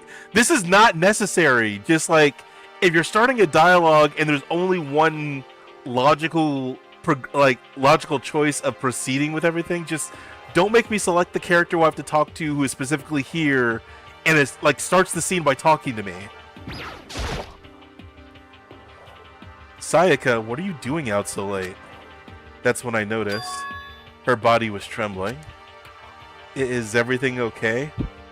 It was so strange. Sorry to bother you, but something really weird just happened. God damn it. Don't need to do this shit, but okay. Something weird? Makoto. Just a little while ago. What? That was weird.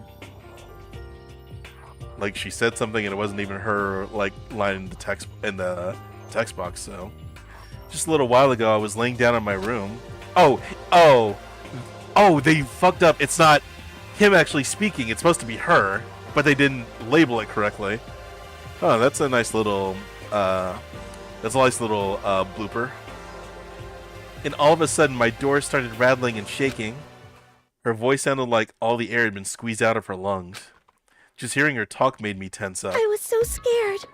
It was like someone was trying to force the door open. My door was locked so they couldn't get in, of course. But they started shaking the door harder and harder. I was so scared I couldn't even move. So what happened? After a while, it just stopped. I let some time go by, then I got up and opened the door to check outside. Makoto. But there was nobody there. Someone tried to force their way into your room? But who would do something like that? I mean... It's not like I'm suspicious of anyone here, but still, it makes me nervous. What if something like that happened in the middle of the night? What would I do then? You don't have to worry about that, right? I mean, we can't go outside during nighttime. But that's just a promise we made, right? If someone decided to break that promise, then why don't you stay in... Alright, like, I know, I can make an easy joke about him just trying to, like make a move on her. I know I keep doing it, but, I'll acknowledge the sincere intent behind the suggestion right now. Why don't you stay in my room tonight? Would that make you feel a little better? Huh? What? All it said in the school regulations was that we had to sleep in the dorm rooms, right? It didn't state specifically which room each person had to sleep in, so... Hey, But two people sharing one room is, you know... Oh, geez, I'm sorry. I didn't even think about it like that. Yeah, you did, Makoto. We all did. Everybody did. Don't fucking lie. Honestly, that didn't even cross my mind. Alright, I'm also a fucking liar because I said I wasn't going to do it and then I did it anyway, but too easy. It's too damn easy. No, I know, me neither. It's not even that I mind the idea, but if you don't mind, could we maybe switch rooms just for tonight? Switch rooms? If it'll help put your mind at ease, then it's totally fine with me. But I don't mind you staying in my room. Are you sure you're okay with me staying in yours? That doesn't, like, concern you? Makoto, why are you giving... Admittedly, she's going to be down with this idea anyway because she's already plotting on killing somebody, but why would you even put that thought out there? This is what I mean. Like, I really wanted to acknowledge the sincere intent. Excuse me, the sincere intent of his suggestion, or what he like recommended, but like his attraction to her is still like always damn near at the forefront. So it's like, why are you even like, you're not helping yourself out here, man. It's fine, I trust you. In that case, then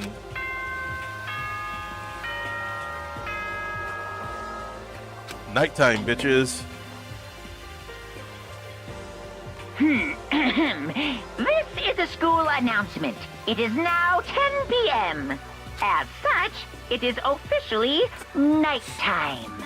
Soon the doors to the dining hall will be locked, and entry at that point is strictly prohibited. Okay then. Sweet dreams, everyone. Good night. Sleep tight. Don't let the bed bugs bite. Oh man, it's already nighttime. Okay, so it's settled. I'll head to your room right now. Oh, if we're gonna trade rooms, we'd better trade keys too. Ah, that's right. We'll have to trade keys.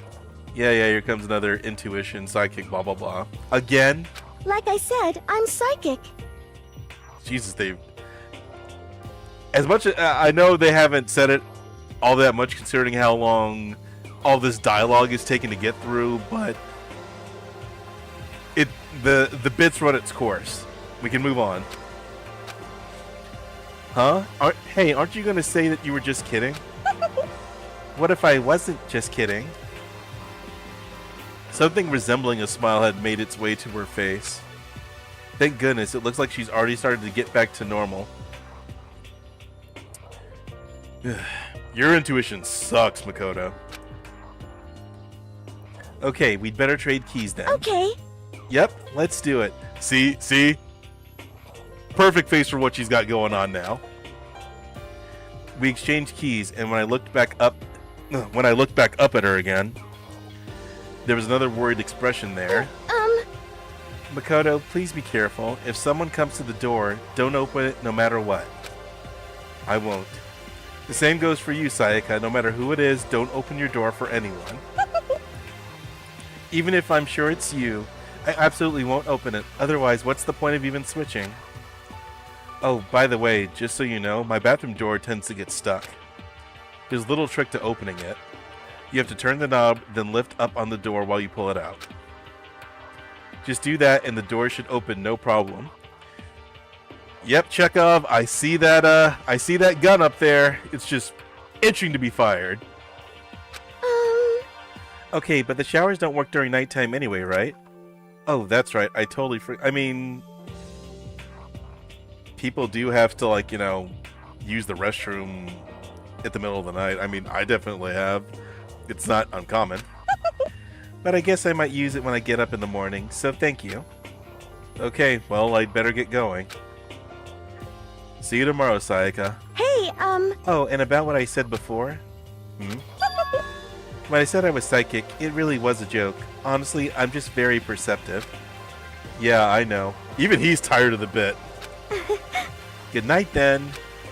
See you in the morning. Sayaka gave me one last parting smile, and I headed off to my room. I looked around as soon as I got into the hall. Everyone else's doors were closed. There was no sign of life. Good, there's nobody here. Making sure nobody was around to spot me, I rushed into Sayaka's room. Oh! Yeah, Makoto, I know. So this is Sayaka's room. It really doesn't look any different from mine. It smells nice, though. Alright, what can we perv around and check out here? Oh, that's just the door. Was it the door that was being highlighted? Yeah, it was the door being highlighted through the wall. It's kind of weird to dig through other people's trash, but I couldn't help taking a quick peek. There wasn't any doubt about it. It was the DVD with her name on it that we'd found in the AV room. That reminds me, I never did get a chance to find out what was in her video. But it's probably best if I wait until she brings it up again.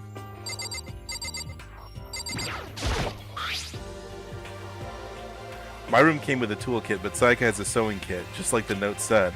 And next to it is the map of the body's vital organs. Where? Is it in the CG? Because I can't see. I don't think it's there. Although that is pretty funny. If I remember right, all the girls' private bathrooms have locks on them. I'm a little reluctant to go in. I don't think Sayaka would like me snooping around too much. I should probably go to bed soon. As I lowered myself onto Sayaka's bed, a pleasant fragrance enveloped me. Makoto! Bruh, just...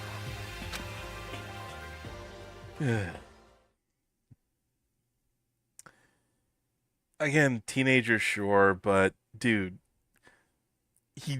He definitely doesn't want to be seen like that, but I'm just kind of curious if this game was made in a way where instead of us playing as Makoto, it would have been like more of a third party, like us just watching Makoto. I'm just like curious how. I think us having an insight to what he's thinking actually does more harm to him as a character than I think they want us to do. I think they want us to like view him a little bit better than that, but it's like we see his inner thoughts, and he's not the worst dude, but he ain't great.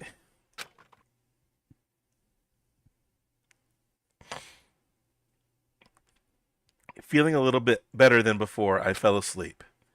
Monokuma Theater, yep.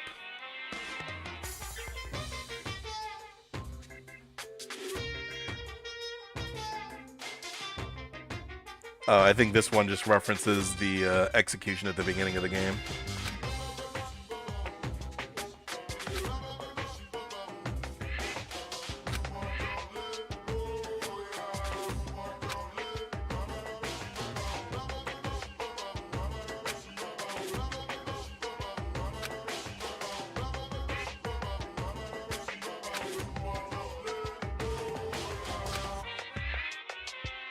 So then, let's everyone do our best to follow these new guidelines and live happily ever after together!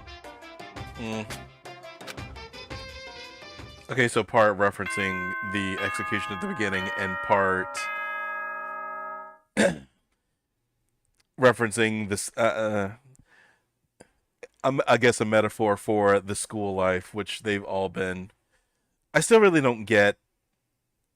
I think I'm pretty sure that it's supposed to be some sort of like humor or angle that is just not something that translates or can be appreciated outside of the target demographic, or the target location where this was originally released. But it's still weird that they try to work with it this much. I don't know. All right, here we go. Good morning, everyone! It is now 7 a.m., and nighttime is officially over. Time to rise and shine! Get ready to greet another beautiful day!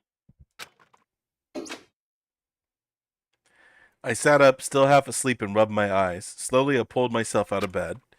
I remembered I was in Sayaka's room. I just remembered I promised to eat breakfast with everyone else. I better get going. Makoto, you are about to have a day, my son. I left Sayaka's room and made my way toward the dining hall. Oh, they actually skipped forward for this. That's unique. A few people had already gathered at the dining hall by the time I got there. Hello, Makoto, and good morning. Can you believe it? I was the very first one here this morning. Good morning. Hey, Makoto. Morning. I suppose I'm early. I figured everyone who had arrived on time could be considered model high schoolers. That's fair. And the ones who showed up a little late, Yo, Sorry. Sorry I'm late. My makeup just would not cooperate this morning. Ah, well, hello. My apologies, ladies and gentlemen. My morning, duty took a little longer than usual. Classy. Understandable, but classy. We're the types with a little more relaxed sense of time. Most high schoolers fall into this category. What are you, the ultimate psychologist or ultimate sociologist, ultimate surveillist? And finally, the ones who kept everyone waiting forever. Indeed. I suppose I'm late. Good morning, everyone. My bad, my bad. My bad, guy, slipped right through my alarm. What's your Well, problem? what? Is it so awful to be late? yo. I didn't oversleep, just so you know. Nope, got lost. I blame the Bermuda Triangle. I need to talk to people who specifically like him the most and find out what the logic behind it is. Don't care about time or other people in general. They're the kind to move at their own pace. The Ubermensch. Yeah, I won't say that again, I promise. But regardless, everyone had arrived. At least that's how it was supposed to go. Wait, aren't we still missing some people? Yeah, Sayaka and Byakuya aren't here yet.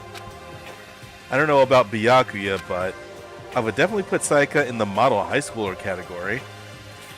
Simp. So for her to be so late... What? What's going on? Did something happen? Yo. Hey man, have you seen Sayaka? Why would I have? I just came straight from my room to here. Did she forget about our breakfast promise? However, I got the sense she always has her stuff together. Kyoko, you should be more intuitive than that. Listening to everyone talk like that, a small dark speck of unease rose up inside me. And that speck started to grow quickly. I need to go. I have to check on her. The words had barely left my lips before I flew out into the hall. Where I headed first was my room, where... Why'd they break that dialogue up? Where I let Sayaka stay for a single night. Where she was supposed to be safe. But over the course of that one night, the room had been completely transformed. Well, what the hell?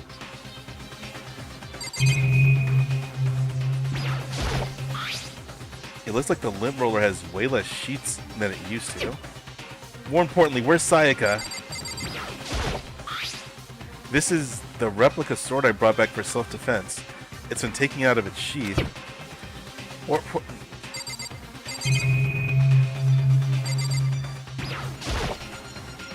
This is the replica sword. Yep.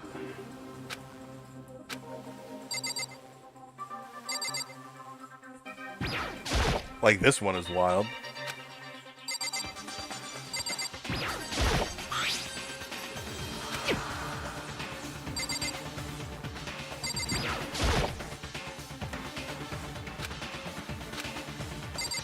Alright, should we... There's this one, too. Alright. Let's get to it. I'd better check the bathroom. Here we go. Let's take a look inside.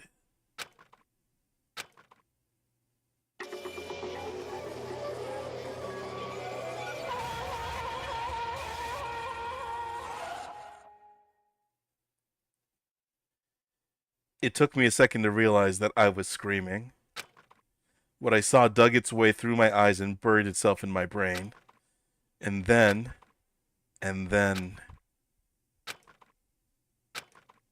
everything went black.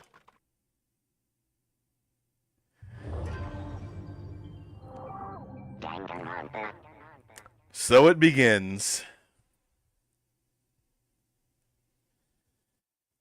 When I opened my eyes, I found myself staring at a huge ceiling. It was a ceiling I remembered seeing before, and when I sat up, I saw someone looking at me. Again, it was someone I'd seen before. Are you confident, Makoto? You want to verify that a couple more times?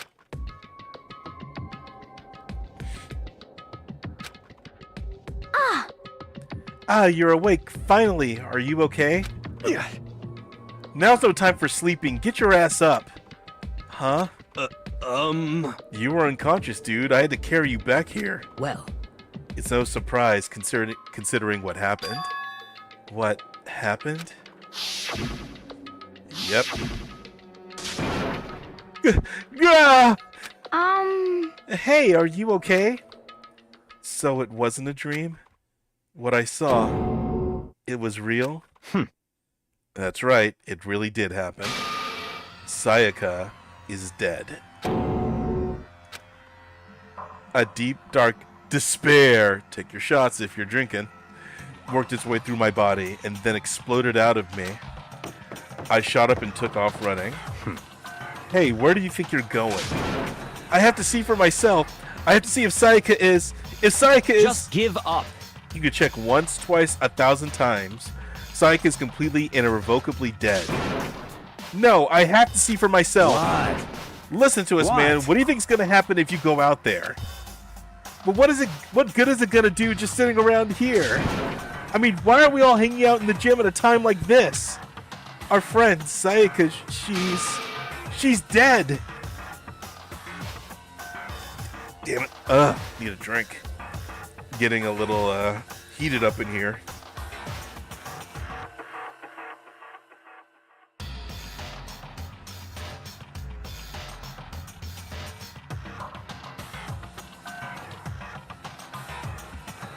There we go. Much better, much better. Dead. When I said that, it finally hit me. I realized she really was gone. Calm down. None of us want to be right. None of us want to be here right now either. Then why? Shouldn't it be obvious? Monokuma he told us to all come here. Well, hold on. Don't talk like that. We all protested it. I mean, remember the terrible price Sayaka had to pay? But... So... I'm the one who convinced them to come. Right now, we need to do whatever he says. We're his prisoners, right? It's not a good idea to defy him without reason. Correct. We don't need to make any more sacrifices than we already have. Good thought, but stay tuned. Why should we listen to anything he has to say? It's obvious he's the one who killed Sayaka. Wrong. I would never do that. If you can believe anything, you can believe that. What a dick. He's here again. Hey, Unless someone violates a school regulation, I absolutely will not interfere. I can promise you I won't do anything that goes against the purpose of your school life here. Listen up. I'm famous at safari parks throughout the world for following the Bear Times 1 rule. But... Then who did it? Who killed her? Come on. You already know the answer. The one who killed her is one of you. Nobody had a reply for that. One of us killed Sayaka?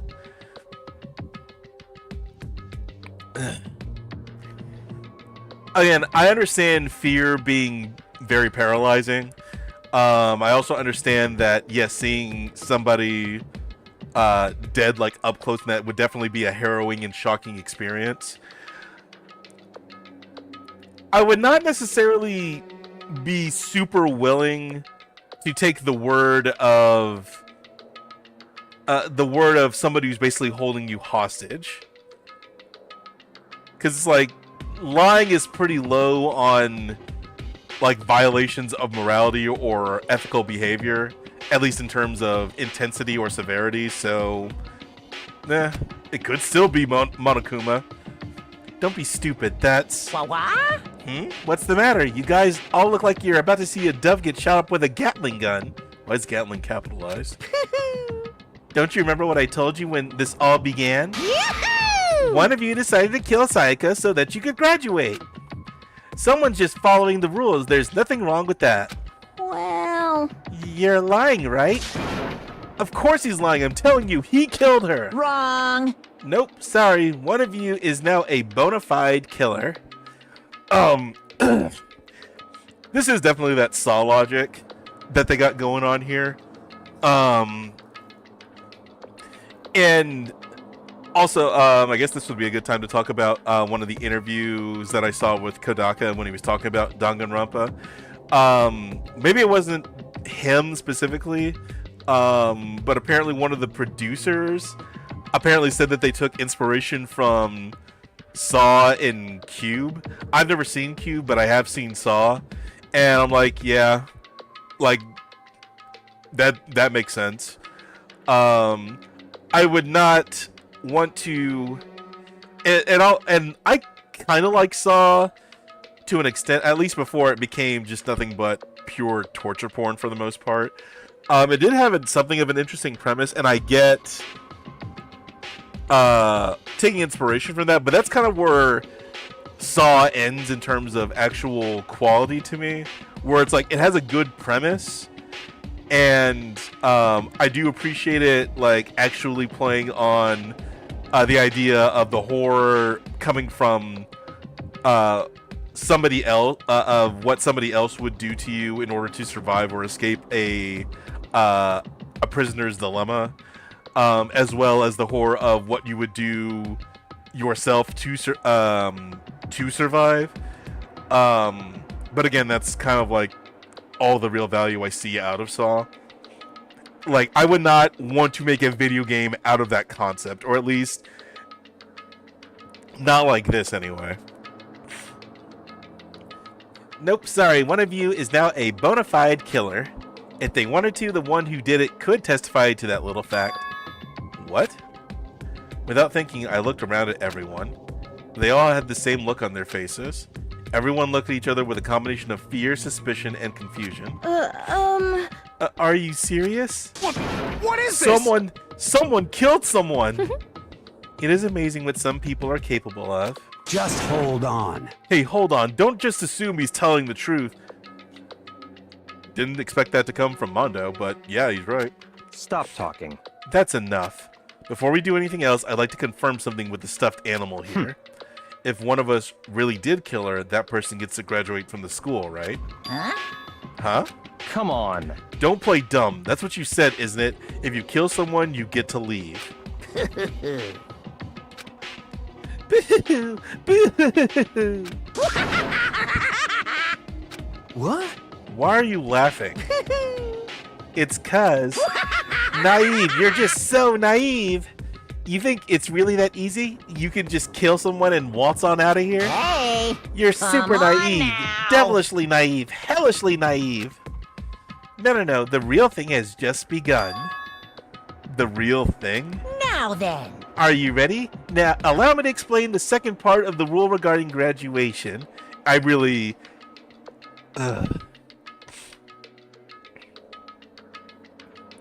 This is annoying as shit because anybody who... Lies of omission are probably like the worst ways of just like trying to get one up on somebody, just because like I'm not even like I don't feel angry, I feel annoyed if I was in I feel annoyed if I was in this situation. And that kind of just like goes into how they tell the story.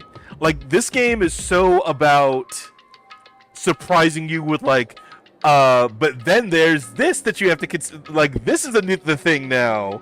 And like it is so focused on just trying to surprise and like input and put in plot twists so that you're like kept on your toes. Like, it feels more like a roller coaster, which I'm like, yeah, a roller coaster can be exciting, but like, how many people, if you're like trying to like tell a story that actually really gets to people, how often does like the feeling of excitement from a roller coaster like stay with you? And again, I know that in a mystery you kind of have to, like in a mystery novel like this, the twists are kind of like, to an extent they can be engaging, but they overemphasize it in this game like so much that it just becomes irritating. like you get that feeling of just like being surprised or shocked, like that instant feeling of adrenaline, and then it's like gone. It's like a jump scare. It really is. It's like a jump scare.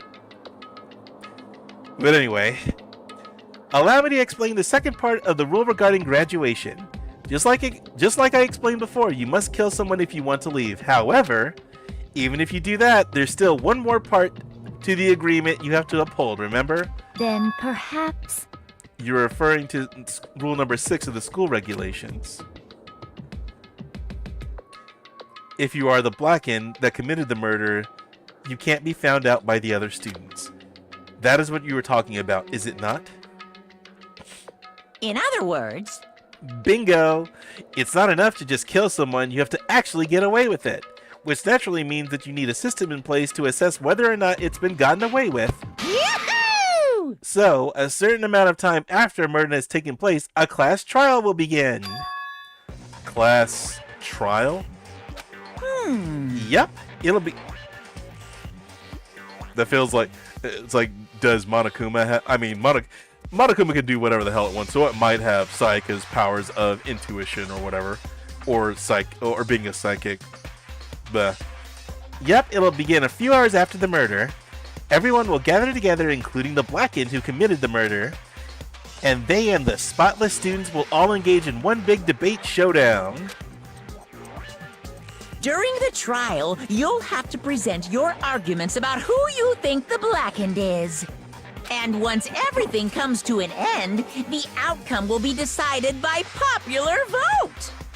Just like I'm pretty sure this is probably like a concept CG or something like that. If the answer you've arrived at is correct, Only the one that disturbed your peace will be punished. The rest may continue their communal life. however, if you choose poorly, then the one who got away with murder will survive, and the rest of you will receive your punishment. Which of course means your school life will come to an end. As far as class trial rules go, that's all there is to it. Well... So, what exactly is this punishment you keep talking about? Oh, well, to put it simply... What? It's execution! Execution? What? And by execution, you mean... Execution is... execution. Execution! Electric chair! Bzz, bzz, poison gas! Torn apart like a paper plane in a hurricane! So, to make sure I understand, this is going to happen a whole bunch. It's already happened a whole bunch already. If we get the culprit right, then only they die. But if we get it wrong, all the rest of us get executed? Well done! What a smart little chimpanzee you are. Look at you implying you didn't do it without actually saying it. This game's dialogue in a nutshell. So it's basically what the outside world calls a lay judge system, or an inquisition type thing. Which means you'll be deciding who you think the killer is. But judge carefully, because all your lives are on the line. Okay, let me just add the rule I just described to your handbook. Make sure to keep it in mind. Hey! Wait, hold on a second. The hell are you talking You're about? freaking insane, you know that? Huh? What the? A class trial, what the hell is that? I don't want anything to do with it. What's this? Why not? Stop it! What do you mean, why not? Why do I have to waste my time trying to figure out who murdered someone? What? What? Are you saying you're not going to participate in the trial? Only punishment awaits such blasphemy. The hell are you talking about? What? Punishment? I might, I don't know, throw you in a deep, dark, scary prison or something. Darker than this? I mean... Shut the hell up! Say whatever you want. I'm not going to be part of this. I don't believe it! Don't be so selfish. Stop it! You're the one being selfish. Kill whoever you want. It's not got nothing to do with me. The evil standing here before me, I'm trembling with fear. Shing! But I won't give in to such evil. God. My nose, swear. It's my style to stick it out and resist till the very end. If you really want to get out of here, you'll have to go through me first. As he said that, he came charging at us, although it was more of a waddle. Makoto, like, you're undermining the severity of the situation, man. But then... Are you enjoying yourself now? Are you? Huh? Violence against Headmaster Monokuma is not allowed. You violated a school regulation. I invoke the mighty summon spell. Help! To me, godly spear, Gunyear! Yep.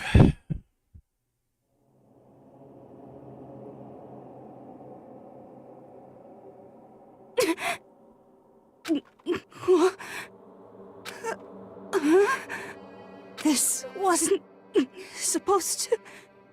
Why me?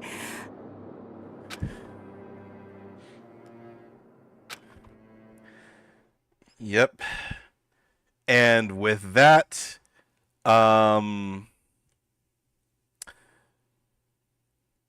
Mastermind's plan is basically guaranteed to go tits up after this. For reasons I will probably explain later. No way! But what the? I don't.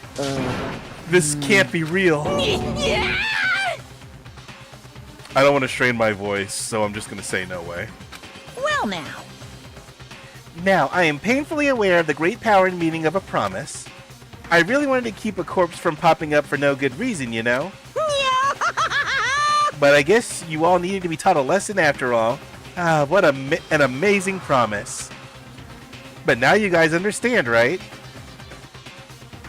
Now you see just how serious I am.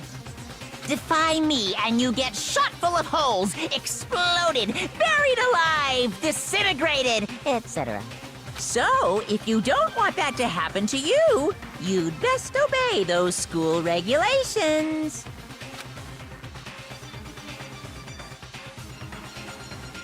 Junko's body had been impaled with a bunch of spears. So disappointing because, goddamn, there are so many characters I'm just like, I actually genuinely like. So on that level, I'm just like, this is disappointing. So very, very disappointing. An unbelievable amount of blood started pouring out of her body.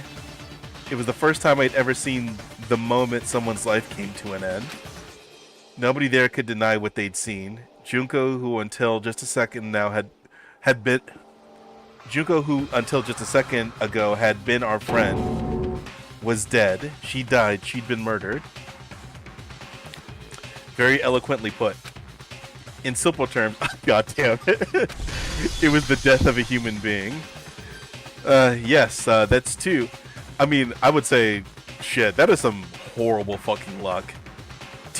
Seeing two dead people in one day, unless it's like your job, but like, as an average civilian, it's like, yeah, that's some pretty shitty luck. That really does suck. Hey, It's really not all that shocking. She just died, that's all. Just went and died. It's no more remarkable than the inevitable demise of the entire human race. It's just as natural as the eventual end of the world itself.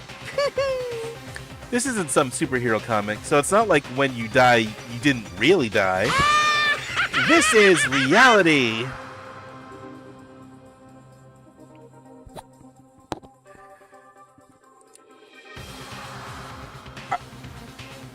The pause is because I'm just like thinking, fuck you, Danganronpa. Like, I'm really just thinking, fuck you, Danganronpa. Why? Why did you have to kill her? Didn't you say you would put her in a prison or something? I changed my mind. I knew it. No, you've been wanting to kill this entire time. say what? Kill this entire time? Don't be silly, you can't kill time. Or are you being metaphorical? God, fuck off, Monokuma. Are you saying I wanted to waste time this whole time? Damn it! Come on, what do you take me for? I'm Monokuma. Well now. Anyway, none of that matters right now. I have something I'd like to give you to help you in your search for the Blackened. Ta-da! This little file has all the information I've gathered about the death in question. I like to call it... The Monokuma File! Thank you, Monokuma. I mean, naturally, you guys aren't experts at this kind of thing, so you can only do so much with a corpse. So instead, I've gathered up everything I know about the circumstances and cause of death. What's that? How do I know the cause of death, you ask? Because the surveillance cameras picked up the whole thing. I got to see it all go down. So then... Wait, so then you know who killed Sayaka? Of course I do. If I didn't, I couldn't possibly pass a fair and accurate judgment during the trial, now could I? Correct. That's a good point. The judge has to be able to make the proper decision. That's somehow comforting. Not the words a sane person would say, but I still get it. I get what you mean, so yeah, I am not a very sane person, I guess. Well? Now then, please put your full effort behind your investigation. After all, you don't have any choice but to give it your best shot. Seriously, you don't have a choice.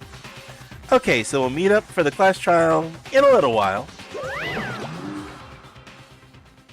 And with that, Monokuma disappeared once again. He left us stunned and confused. He left us at a total loss. He left us with Junko's dead body growing colder right in front of us. What else did he leave you with, Makoto? Nope, rule of 3. Okay. And for who knows how long, nobody said a word.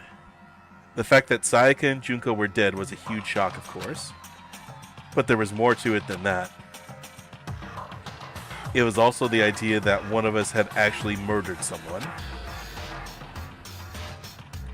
And that if we didn't find out who it was, we would all die here. We'd found ourselves in a situation where we couldn't help but look at each other with open suspicion. It was the worst situation imaginable. I mean, you did already confirm that this was the goal. And Monokuma specifically said that he was going to motivate somebody to try and kill. I mean, shit.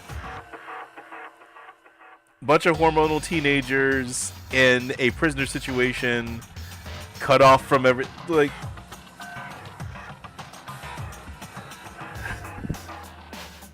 If the world did not set itself up to be so insane, then yes, I would also be in the camp of God. Like, why? There's like no reason for anybody to do this, but this world is weird with the logic that it runs on. And yet, even in such a perversely terrible situation, she didn't show the slightest hint that it had gotten to her. Hey. Now's no time to wallow in your depression. The worst thing we can do right now is lose all faith in each other.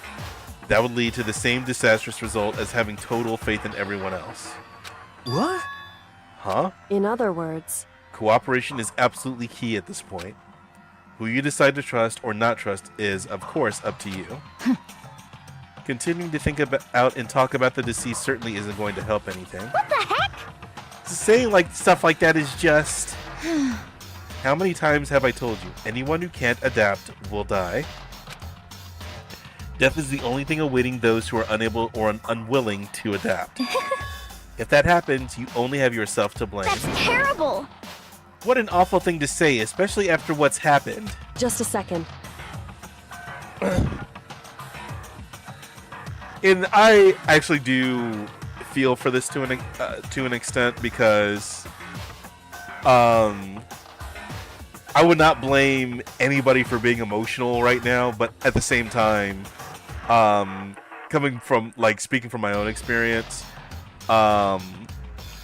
being pragmatic in times of distress or uncertainty, I do think is also very important, and I'd probably default to that mindset myself more than being emotional. I would probably wait until it was all over before I actually let the emotion come out, but This is a good discussion right here. This is one of the few really good discussions that the game has, so. Right now, exposing the killer is the most important thing, because if we don't, we're all going to die here. She's right. We need to begin our search right away. Of course.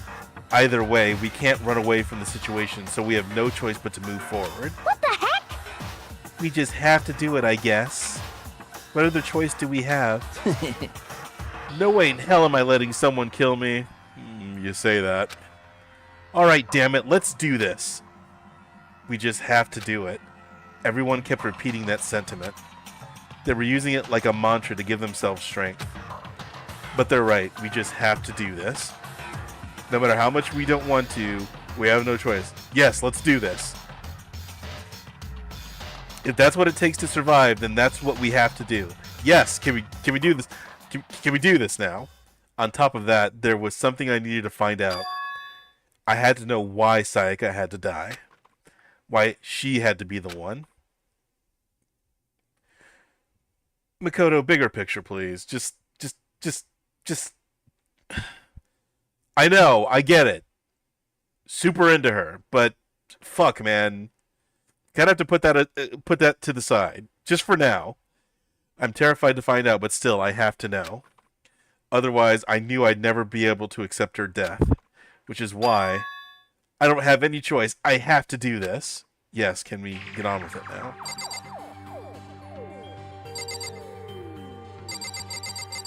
Let's see, anything pertinent from anybody? Probably not.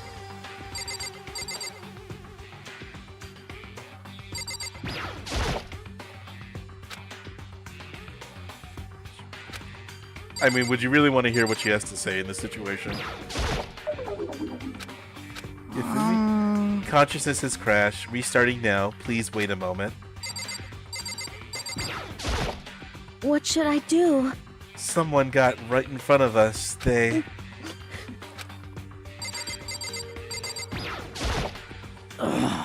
We can't run away from the situation, so we have no choice but to move forward. Yeah, it's probably just going to be a lot of repetitive dialogue from the people who did talk. Huh? You still... God, you are stupid. Fucking hero, I swear to God. Huh? Don't fuck with me. I can get down with that sentiment. Yes, screw that piece of shit bear. You are correct. Are you serious? So, we're really gonna try to find out who did it? Yeah, so, real good if you didn't do it, huh?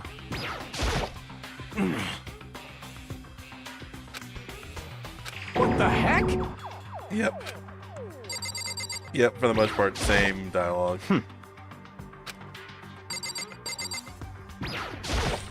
Oh. What the crap? Oh shit, actual dialogue. Noticed what? I was looking through the Monokuma file we received, and I noticed something very obvious and very unusual. Huh? Huh? What are you talking about? Go ahead, take a look. Notice anything interesting about where Sayaka died? She died in Makoto's dorm. What? She's right. Then could it be? All at once, everyone's gaze turned to me. Oh, hold on a second, you've got it all wrong. For just one night, I traded rooms with her. I did it because she was afraid. What the heck? You expect us to believe that? Just tell us the truth. The look in everyone's eyes had done a complete 180 from just a few minutes earlier. The feeling of suspicion and fear had returned. In other words, you think I did it? What the heck? Yeah. Hey, Before we start searching for Sayaka's killer, we need to decide what to do about securing the crime scene.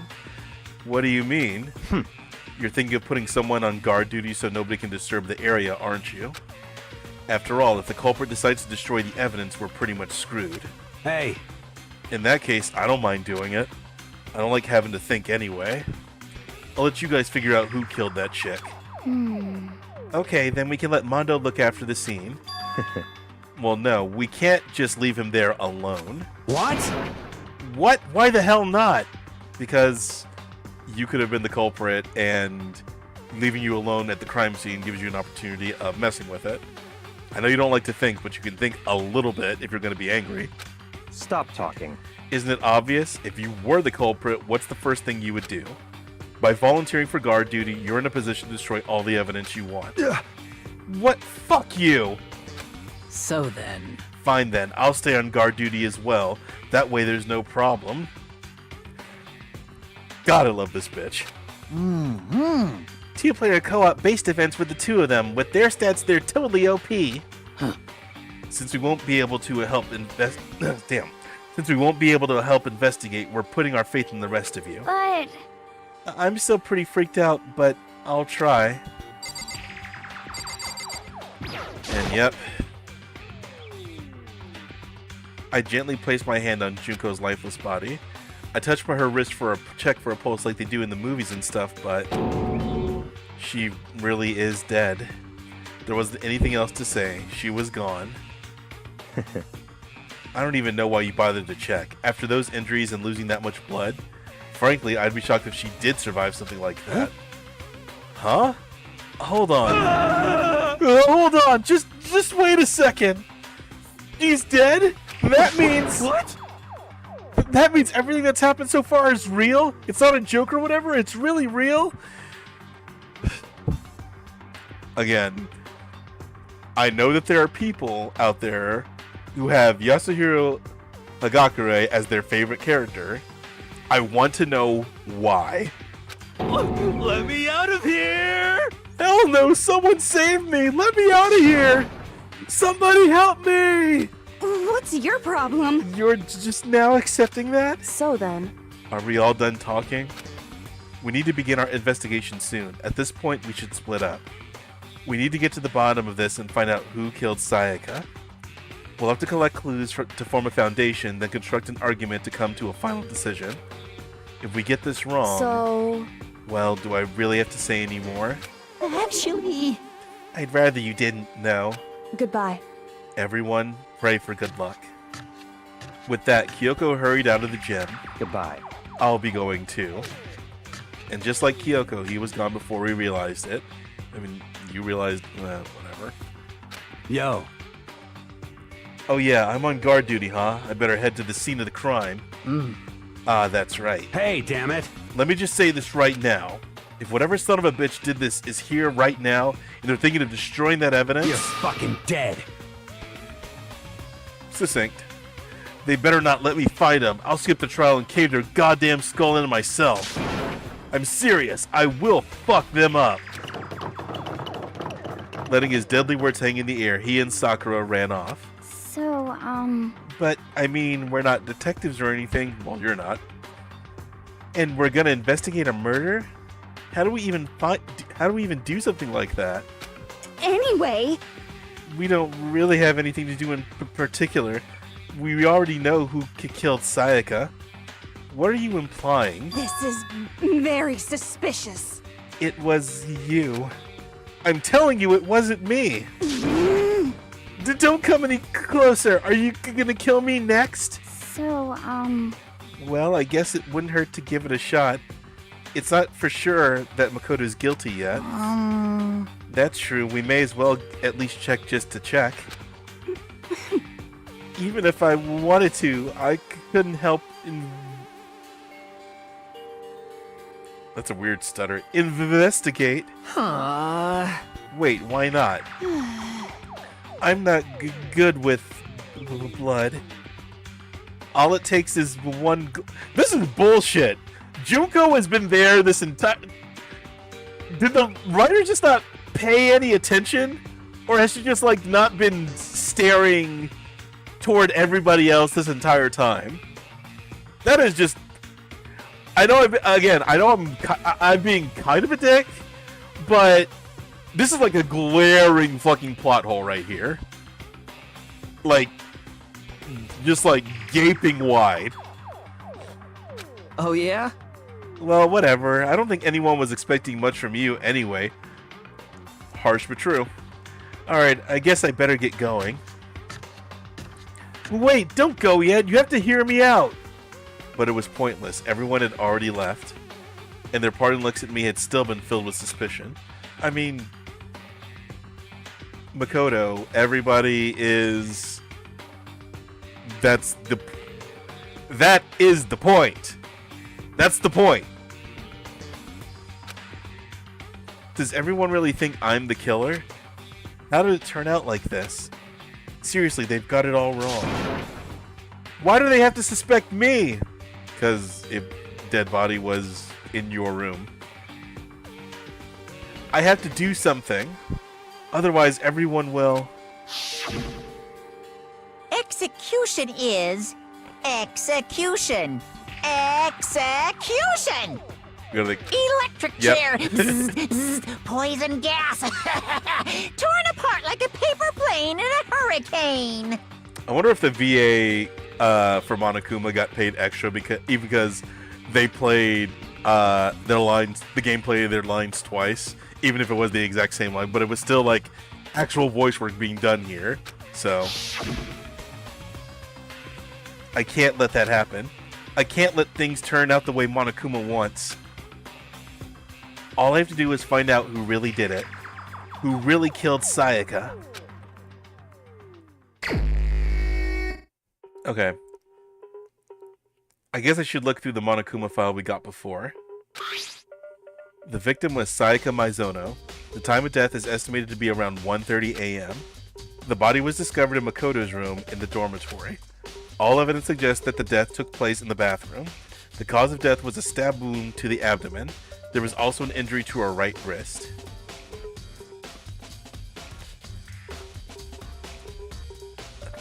This is just... I'm pausing because this is just a stupid thought of mine. But I guess... It's fun. I mean...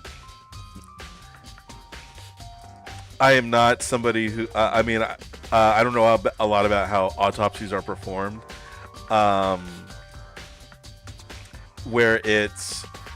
I'm just like thinking to myself, if like an actual autopsy was performed, would the cause of death actually be blood loss? Which, yes, that would definitely be. Would it be described as blood loss, or would it actually be like blood loss due to a stabbing of the abdomen? This is just. I'm just thinking out loud. Don't mind me or ignore me. I'm sorry. Specifically, the wrist appears to have suffered a fracture. We have no choice but to push forward if we want to find out what happened. Somehow I have to find out the truth, so that we can all survive. And for Sayaka, I had to find out how she was killed. They've still not explained what truth bullets are, so... Kind of sort of putting the cart before the horse, but that's fine.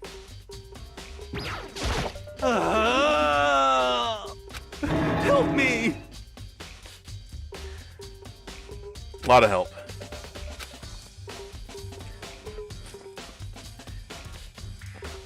I think Hiro gets one smart moment in the entire game. Only one. And I forget exactly where it was. Aren't you going to help investigate, Chihiro? But I can't leave Junko here. I feel sorry for her. I have to stay with her. That is a sweet, if pointless, gesture.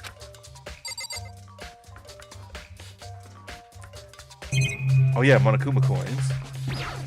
There's another camera. Yeah, monitor. I'm gonna do this. It's gonna be fucked up if this gives me a Monokuma coin. Yep, same thing. For the most part, yeah, same thing. Okay.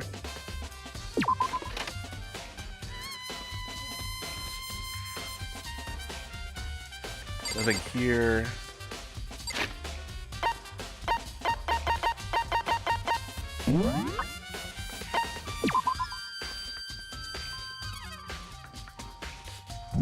Okay, that's all I got so far.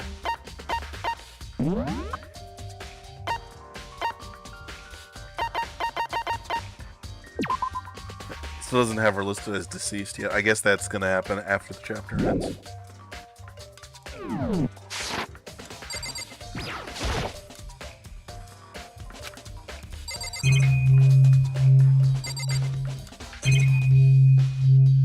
anything pertinent here. First of all, I should head to the scene of the crime, my room.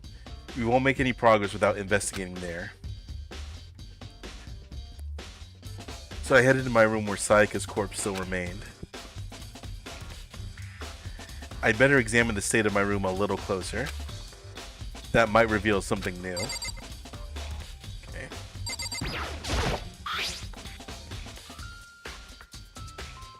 I don't think I'll narrate, unless somebody speaks, I don't think I'm going to narrate all of Makoto's thoughts. Just because there's always like a shit ton of evidence and that's going to take a while.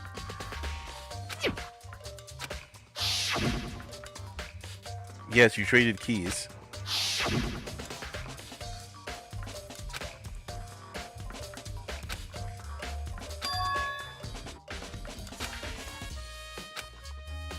That's a good point.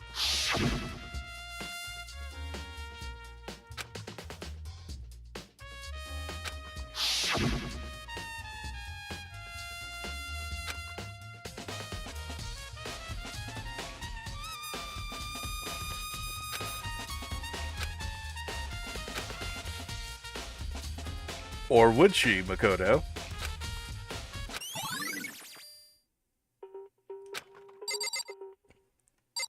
Yeah, it's like, shit, look at all this shit.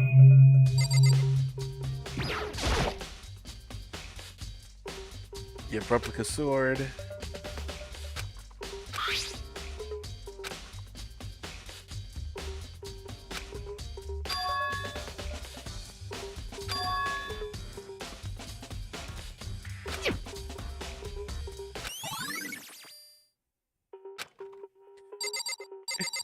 This case is actually one of the better ones in the sense that it actually feels not so convoluted in... Oh, that's Kyoko's shadow. That's weird. It's not so really all that complicated or convoluted in the sense of like everything that's here kind of makes sense and actually builds up something without some sort of like insane revelation or setup going on.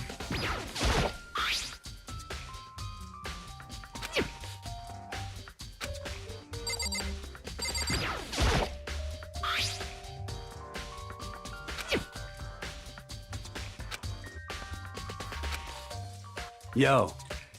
Oh, here we go. Yeah, seriously. Oh, Mondo. What? We ain't exactly in the mood to be What? building fucking furniture, right? So you haven't used yours either then? What? Not just me. What? Nobody's busted theirs out yet, far as I know.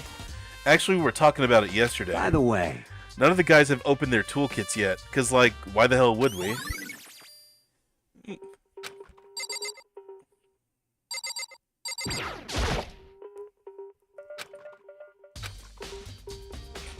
I mean, you're at the crime scene. I would check out everything I possibly could. See what Big Girl has. Sakura, do you think I'm guilty too? Hey. I try not to make assumptions like that. I simply don't know whether or not you did this. Whatever decision the rest of you come up with, I will follow your lead. I see. by the way, You know, I realized something while I was on guard duty. The killer could have already destroyed some evidence, right? Before anyone found the body, I mean. There's a trash room here in the dorms, right? They could have tossed some stuff in there. Yeah, that's definitely possible. you son of a bitch! That dirty bit. Okay, is he a dirty bastard? Are they a dirty bastard or are they a son of a bitch? Shit. Anyone who raises their hand to a woman is scum that deserves death. That's what my brother taught You're me. fucking dead. So if I find the son of a bitch that did this, I'm gonna pound his goddamn face in. But what if it was a girl that did it? Yo, That'll all get sorted out when the time comes. Yep, you just blue screen that motherfucker's brain. And Kyoko. Hey, Kyoko. I quietly called her name while she was investigating the area, but What are you doing? Isn't it obvious? No, not really. I'm searching. Searching? she was down on her knees, carefully inspecting every inch of my room. Did you lose a contact or something? I don't know what she's doing exactly, but she seems to be concentrating pretty hard on it. But a few seconds later, she suddenly stood up and straight... Damn it. Read the words, Chuck. She suddenly stood up straight and said... Listen. Are you a clean freak? Huh? No, I don't think so, but what? Nodding, she glanced around my room one more time. I see. Interesting. What's interesting? Hey. Just as I suspected, there's something very unusual about your room. Damn it. Unusual? What do you mean? So... I've searched your floor from one corner to another, and I didn't find one single strand of hair. Really? Indeed. Not one hair from the victim, and not one hair from you, even though you've been living in here. You know, now that you mention it, I noticed something while I was looking around before.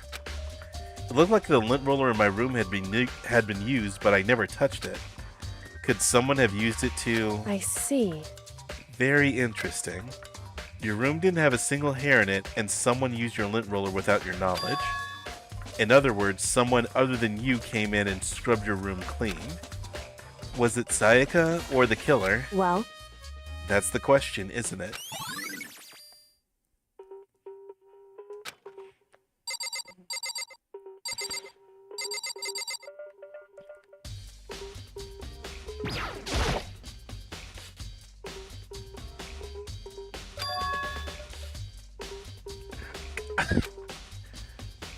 Yeah, do they... I know that one of the truth bullets is called Evidence of a Struggle.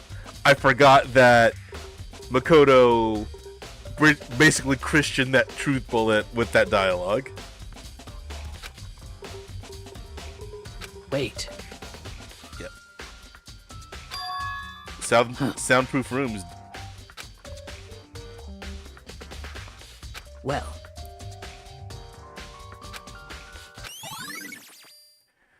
It's just like they get some stuff. Like usually they'll either deliberate over the most obvious shit, or they'll be able to make massive leaps in logic to like get something that is correct. I appreciate where something is it's not only obvious, but they treat it as obvious, where it's just like, but what does this mean? It's just like, thank you, Sakura. Like, yes. I am very happy that somebody was able to point out that something that is both straightforward and obvious, and they don't treat it like this big revelation.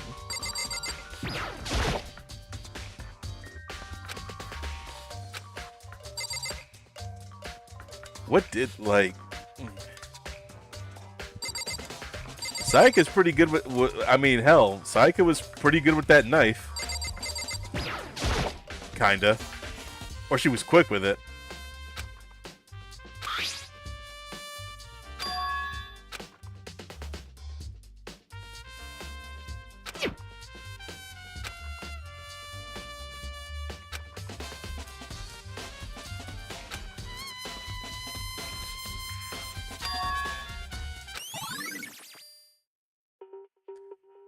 I mean, even here, I'm just like, the victim was stabbed with a knife. Like, what else could make... I mean, even if you kept in mind the toolkit, which I don't think... Well, it doesn't have... I don't think there are any sort of cutting tools in there. What else have we got? I think we got everything there. I think this is more just evidence of the struggle.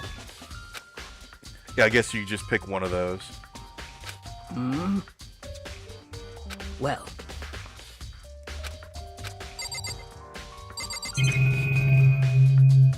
Yeah, they're giving you like a little, like way too much here.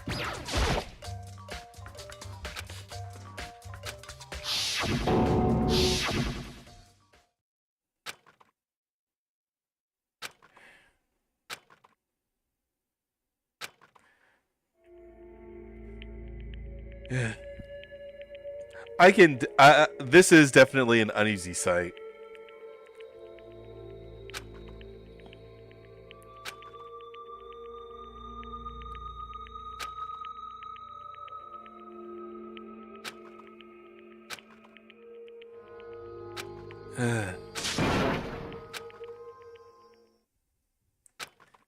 Okay.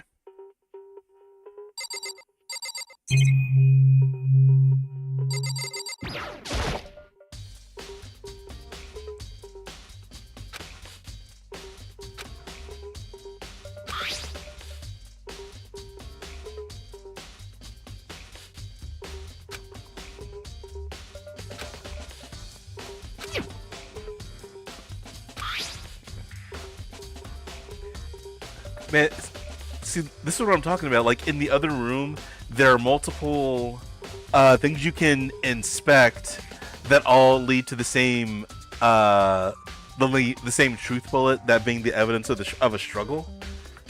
But it's like here they give you one and they just kind of give you a good rundown of everything that's pertinent or that you may need later.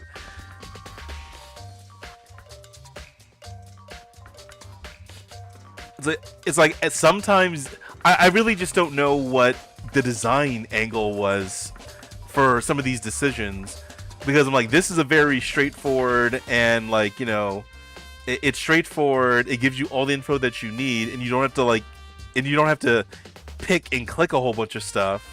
But then other times you have to investigate and choose like all these other things that you can interact with, and they all lead to the same thing. So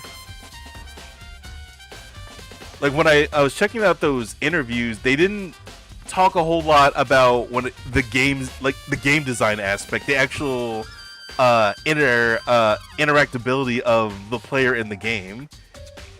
It mostly regarded just the stories, like the kind of game that they wanted to make, and the inspiration for the story, or what made them make this kind of story. I would like to know a little bit more about the game design aspect of it.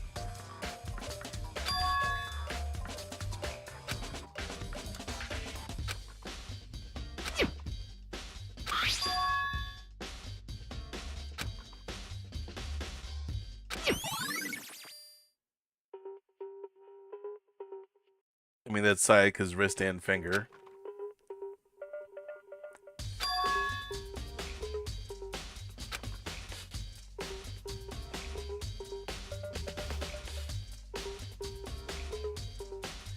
I'm not going to get too hung up on that, but you can, and I'll get this out of the way too. What I was going to say is that you can, like, desecrate or defile a body or alter it further after it's been after somebody's died.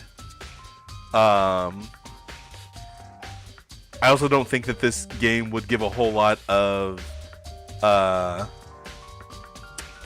thought to something like rigor mortis.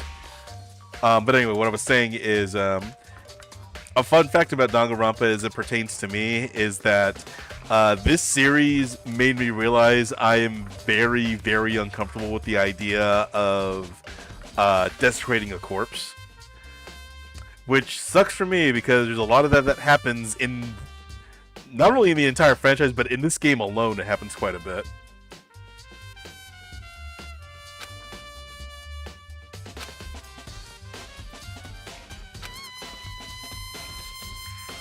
I mean, this is also leaping to conclusions. He's correct, but there's no conclusive evidence that would lead him to make that particular statement. Yep.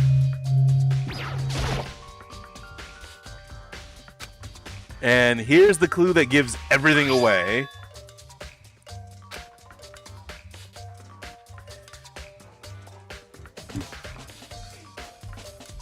(11037). Like, this gives. I know this is supposed to This is supposed to be the tutorial case, which is probably why they gave such a huge clue. And this is supposed to serve as the final nail in the coffin. Excuse me. This is supposed to serve as the final nail in the coffin to pinning Leon as the culprit. But And also, I think it a little bit has to do with the fact that I'm certain that the devs and creators of this game does think its audience are kind of stupid. That's why they repeat dialogue all the goddamn time. But this is a little bit too much. This is way too much. I think you could probably still create something of a conclusive case, a decisive argument, at least this game's definition of decisive, without putting something this goddamn obvious in it.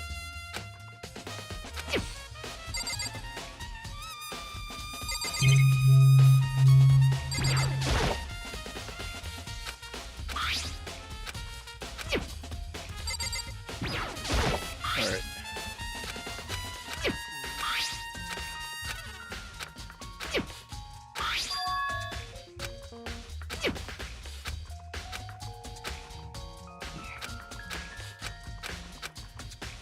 I thought that was a truth bullet. I guess I was mistaken.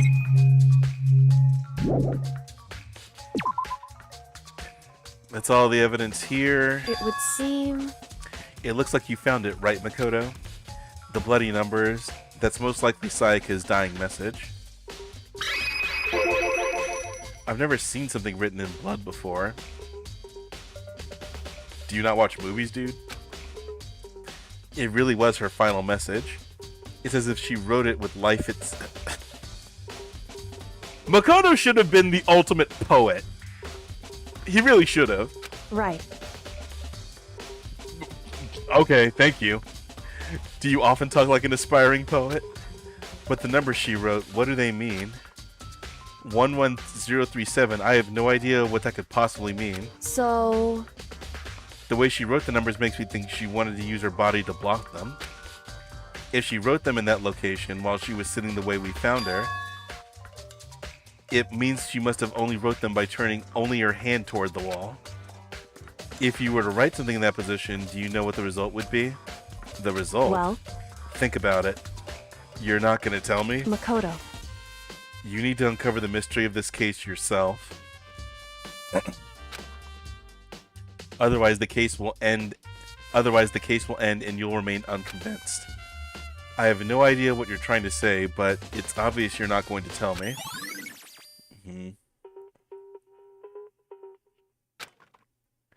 It sounds like Kyoko knows what Sayaka's dying message means, but honestly, I have no idea. Makoto... Oh, I know who I should talk to. When it comes to numbers, who better to ask than the ultimate program? Fuck. Ah, Jesus. Makoto. There's one other thing I wanted to ask you about. Do you know how the door to your bathroom got broken? Broken? Oh, you mean how it gets stuck? What? Get stuck? Yeah, I guess I'm the only one, but the door doesn't fit in the frame quite right. When I first tried to use it, I thought it was just locked. But once you learn the trick, it opens no problem. Correct. So the door doesn't quite fit the frame, huh? But actually, I'm referring to the broken doorknob. Huh? The doorknob? That's right. You didn't notice? Well, just try closing the bathroom door. I'm sure you'll see right away what I'm talking about. I did what Kyoko said and shut the bathroom door. Huh? The doorknob. Why am I zooming? This is the subject! Come on! The doorknob's practically about to fall off. Why is it like this? It would seem... Someone must have used a screwdriver or something similar to unscrew it. Whatever it was, it's obvious this was intentional. What? It was intentional? Why would someone want to do that? So... I guess maybe they were trying to get the door unlocked and ended up breaking the whole thing. But my bathroom doesn't have a lock on it. Only the girls' bathrooms can lock, right? She stood there for a while, lost in thought. Then, apparently struck with a sudden realization, she shot a question at me. Just a second. I have just one more question for you. You mentioned earlier that your bathroom door would get stuck, right? Did you tell anyone about that? Oh, well, I did tell Sayaka about it last night when we switched rooms. So what you're saying is only you and Sayaka knew about it? Interesting. She had the slightest hint of a smirk on her face. I got the sense that she was really starting to get into all this. I see. Then that clears that up. Huh? What clears what up? I'm so lost. You're not smart, Makoto. You're smarter than most people, but that doesn't. You're smarter than most of the people here. That doesn't necessarily mean that you yourself are that smart. I mean, the bar is pretty low. Goodbye. Well, see you later. As if forgetting I was ever even there, she suddenly turned and left the room.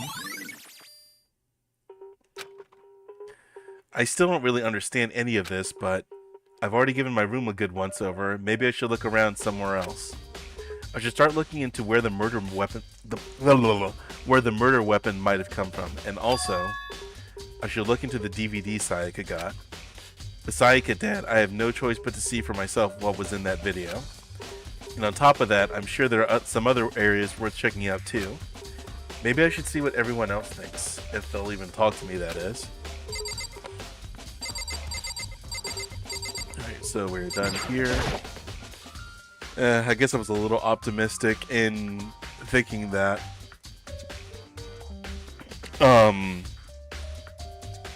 we'll get to the end of chapter 1. I mean, hell, I should have done better myself. I titled the stream specifically that this game talks too damn much, but that's fine. Huh? This is definitely my room, but the nameplate has Sayaka's name on it.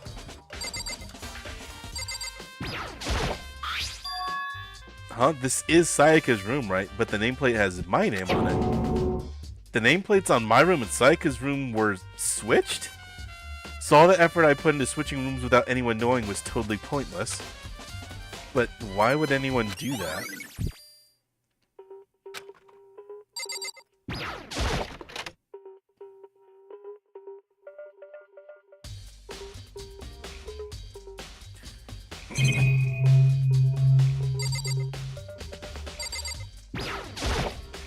I may have come here for no. Oh yeah, that's right. Came here. Oh, I'm so stupid. I literally forgot. It's like there's a reason I came in here, right? Sayaka got really upset after seeing whatever was in that video. I wonder, what did she see? It might not be directly related to the case, but it might be worth checking out anyway. I'm sorry, Sayaka. I need to borrow this DVD. And maybe some of your other garbage when everything is said. I'm sorry. I know I should be better, but it's too damn easy. Is there anything else here?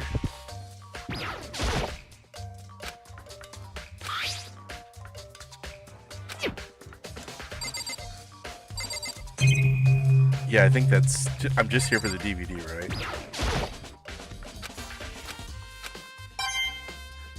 Oh, except for that.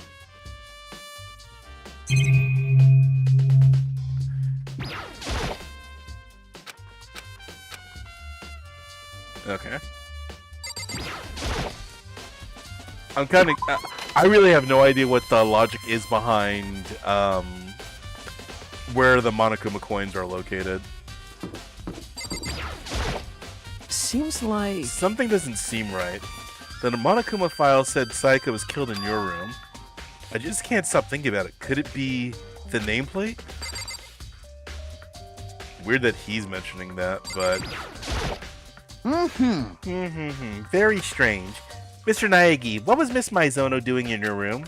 Let me just say this. Most suspicious. I absolutely will not allow you to dispose any evidence in the trash room. Do you really think I'm guilty?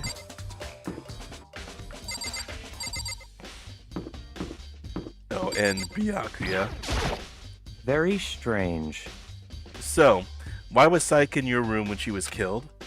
Could it be because you are the culprit? No, you've got it all wrong. Sayaka and I switched rooms last night. He didn't even try to hide the suspicion on his face. Even if what you say is the absolute truth, you're still responsible for her death, wouldn't you say? Huh? After all, she wouldn't have died if she hadn't switched rooms with you, right? What the hell kind of logic is that? The reason Sayaka was killed is because I suggested we switch... You didn't even suggest it. It was her that suggested it. I'm pretty sure. She's dead because of me, then it should have been me that died? Well, all we can say right now is that it's a possibility. If that's really true, then But, like, what the fuck? Byakuya says stupid shit, like, this is the first time. He's gonna say a lot more stupid shit out of nowhere as time goes on.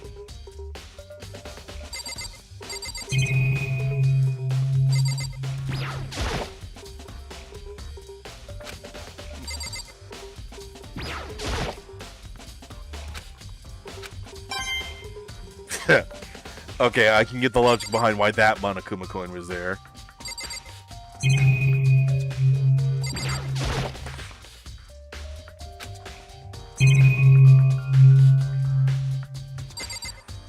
All these washing and or drying machines you can investigate. Like, this is the laundry room. Like, I'm actually genuinely curious. Are these... Let's see what he says. Okay.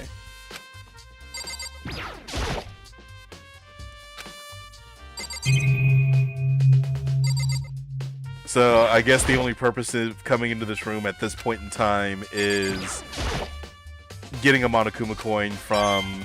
Oh god. Okay. 2 Monokuma coins.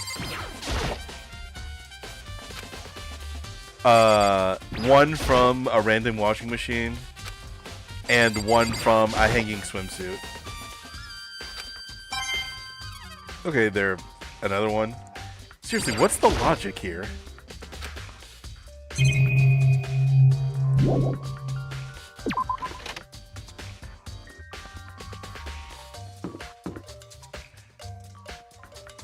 Bath is off limits.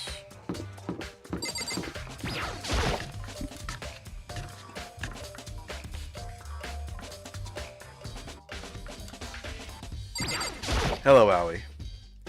Hina, are you investigating the dining hall? Oh, no, I'm just taking a break. Actually, I've been taking a break since we started.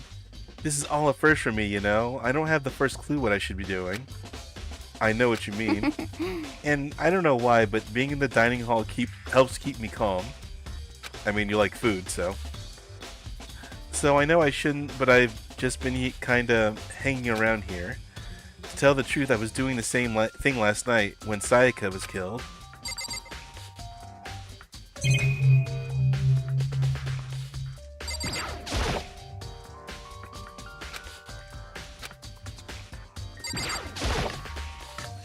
Yeah, I think this is the first time you can actually even go into the kitchen.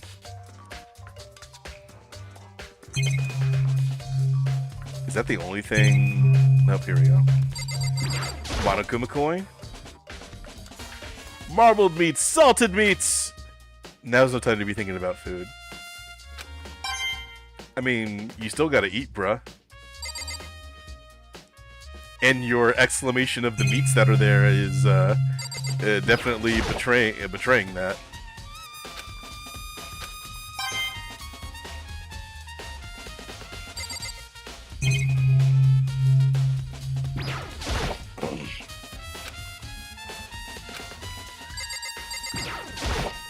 Yep, here we go. There are all kinds of kitchen knives here, big to small, but it looks like one of them is missing. Excuse me. Was it missing from the very beginning, or... I better see if anyone here knows more about it.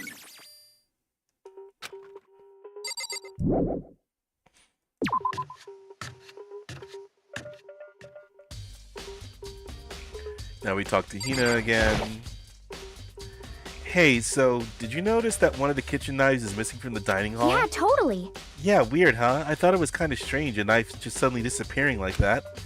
Oh, so wasn't missing from the beginning? That's right. Nope. Last I remember, they were all lined up in a nice, neat row.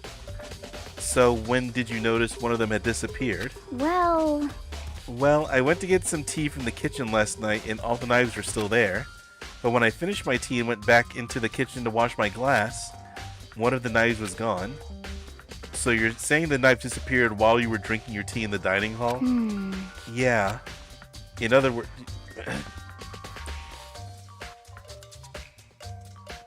Yes. Yes, this thought that you have, which is really not that much different from what you just said. Then you should be able to say for sure. You can tell everyone I didn't come to the dining hall last night, which proves I didn't take it.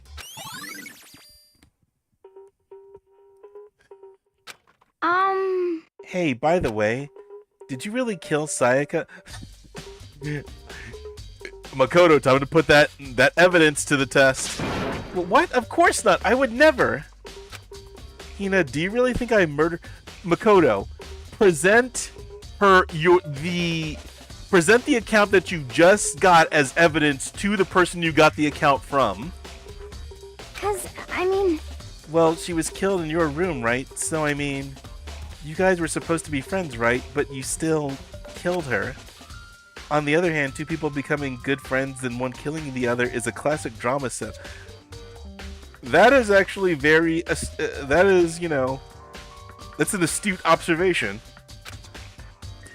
So when you consider everything together, I honestly have no idea. Seriously, Makoto, you just concluded that you can use her account as evidence to pretty much... Her account gives you an alibi. Just... Admittedly, this would probably just... It's ultimately going to be brought up in the trial, so... Sure, but it's still weird that you're just going to let her come to that assumption, but... Okay.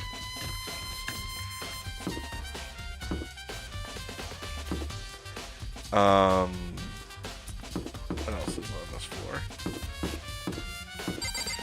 This is storage, right? So I don't think anybody has any. Yeah. Oh yeah, the trash area is.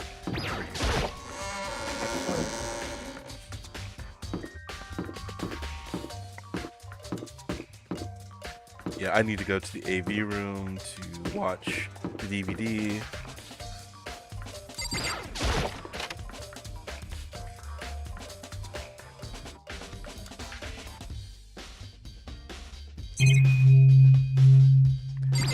Monokuma coin? No. It's like the game was addressing that to me specifically.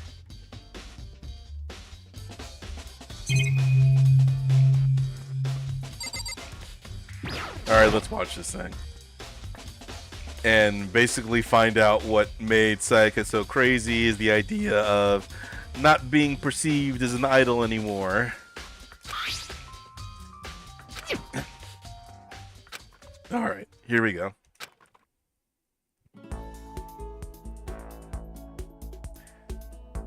An image slowly appeared. It looked like some kind of concert. This is the same image that you saw of them when you were researching on all the students of Hope's Peak. You should recognize this. Damn, excuse me.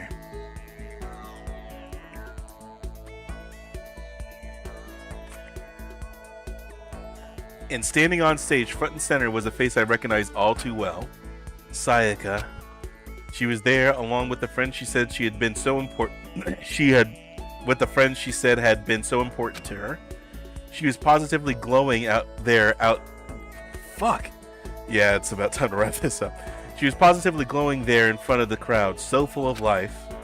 Seeing that image made it even harder to accept. Except that she was dead.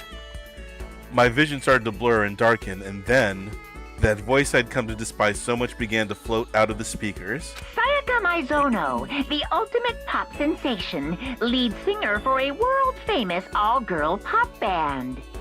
For these girls, the glowing spotlight only made them that much more beautiful. But then... Suddenly, the screen went dark. And in the next moment, I saw something I could hardly believe.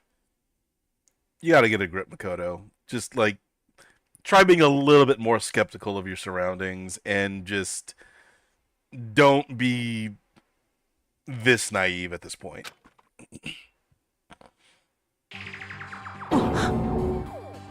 What the... Saika had disappeared from the stage, which was now in ruins. Or the lights just turned red. But what I noticed even more than that was the figures of the other girls who had all simply collapsed. This ultra-successful team suddenly fell apart. None of them will ever perform on stage again. None of them will ever feel the warmth of the spotlight. For Sayaka, there's simply nowhere for her to return to. So here's the billion-dollar question. What, oh what, could have caused the group to go to pieces?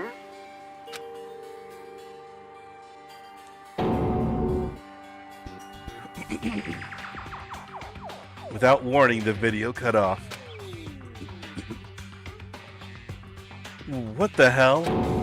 That wasn't Makoto, get a grip, dude. They're a super famous pop group. Everyone knows who they are. Is he trying to say he was even able to get to them? I mean, the lead of the group is dead in this school that you have seen. So why the hell not? If that really did happen, everyone in the outside world must be going crazy. What kind of person would take things this far? I can't wait till I get to discuss the mastermind and have it be a little bit more pertinent to what's going on. So yeah, it's looking like I will finish with the investigation up to the lead up to the trial, and then we'll get to the trial. What's up, Taka? Listen to me! Do you have a second, Makoto? I've uncovered something most unusual. The door to everyone's dorm has a nameplate on it to show whose room it is, right? You hear me? Well, it just so happens... Wait, no. You might be the killer yourself. I can't tell you anything. Forget everything I just said. Forget Beam! Sorry, just a little joke. Even I do jokes sometimes. One of your classmates is dead, bro.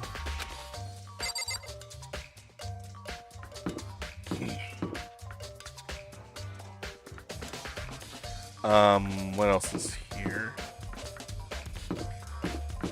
Nope, nothing.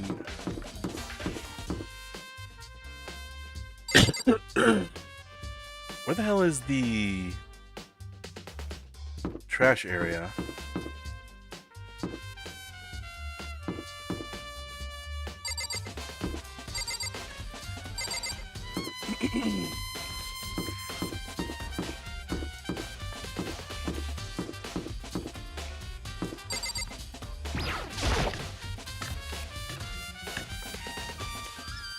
Oh, I'm stupid.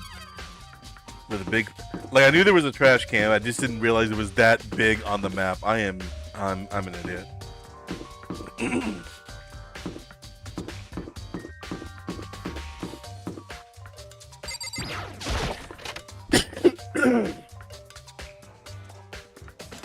Again, I'm hoping I'm better because I really need to stop coughing if I'm going to be talking this much.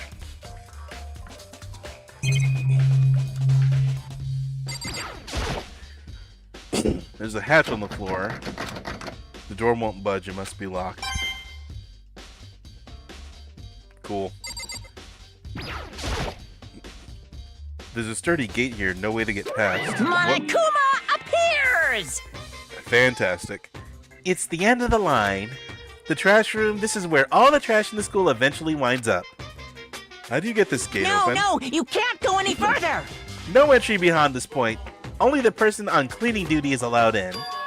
Cleaning duty? No, you can't go any further! What?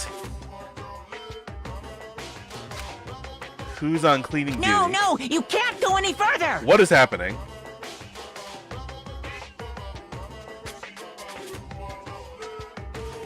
That was weird repetition. No, you can't go any further! Okay, thank you. That was...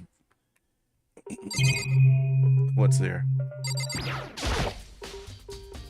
Oh, that's the exit. Here we go. It looks like some kind of switch. I wonder what it does.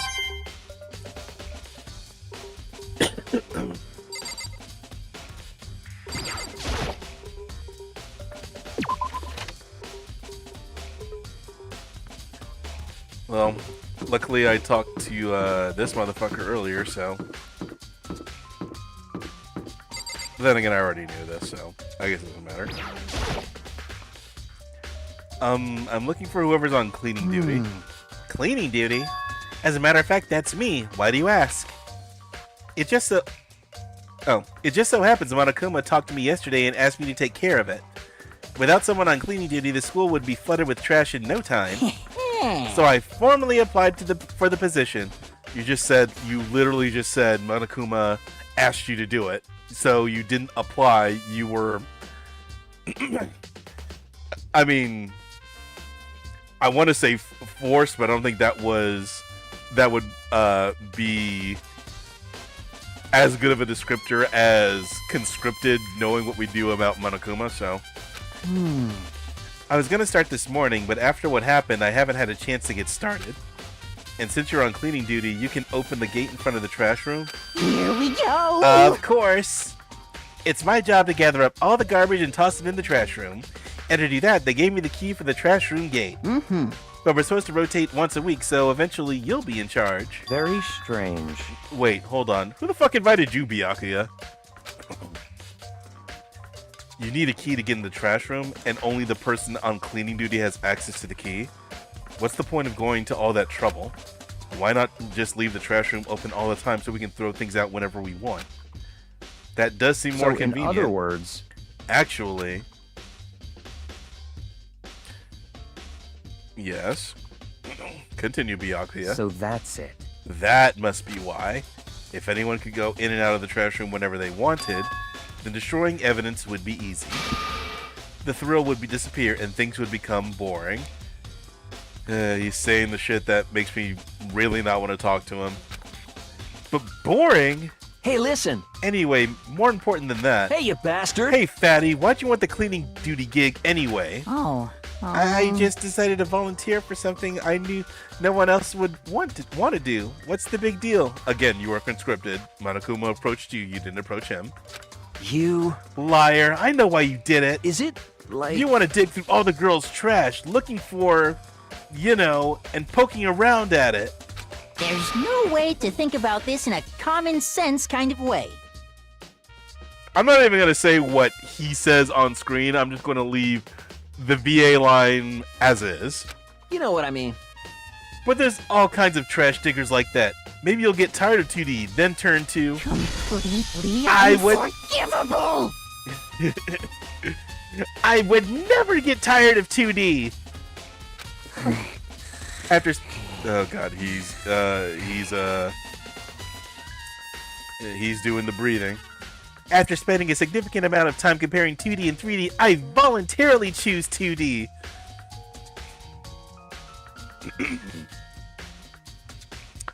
Too easy, not gonna say anything. The only good thing 3D is good for is to shower love and affection on 2D. Oh, and PVC figures. Give me a break. What is PVC figures? I have an idea, but I want to know what PVC actually stands for.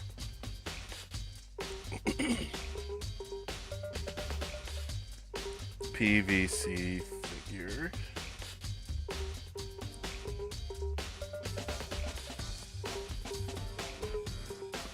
Or is it PVC?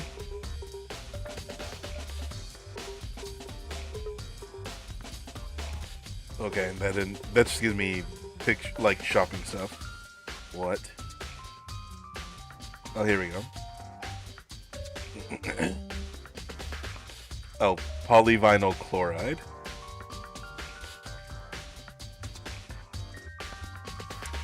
Okay, alright.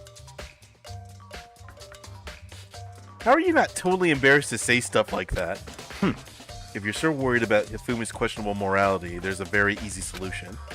Whenever a guy is cleaning duty, Sakura can accompany them from picking up the trash to disposing of it. That is very... Huh.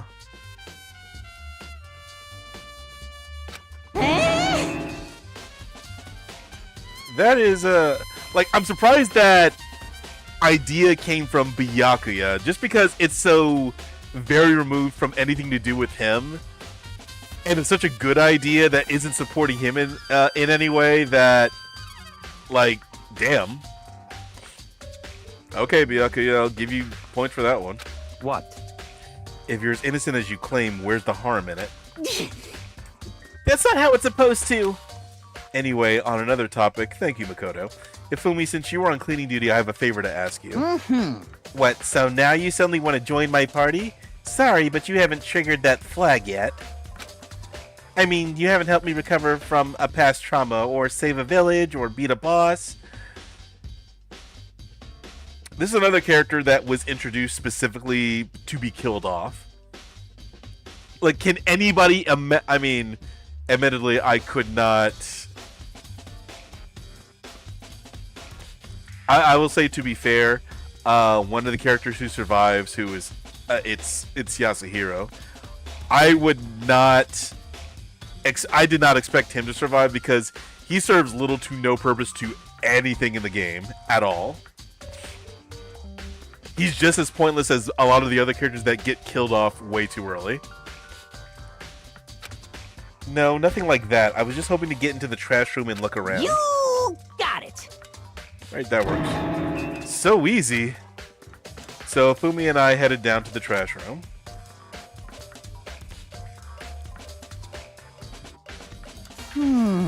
You'd like me to open the gate, wouldn't you?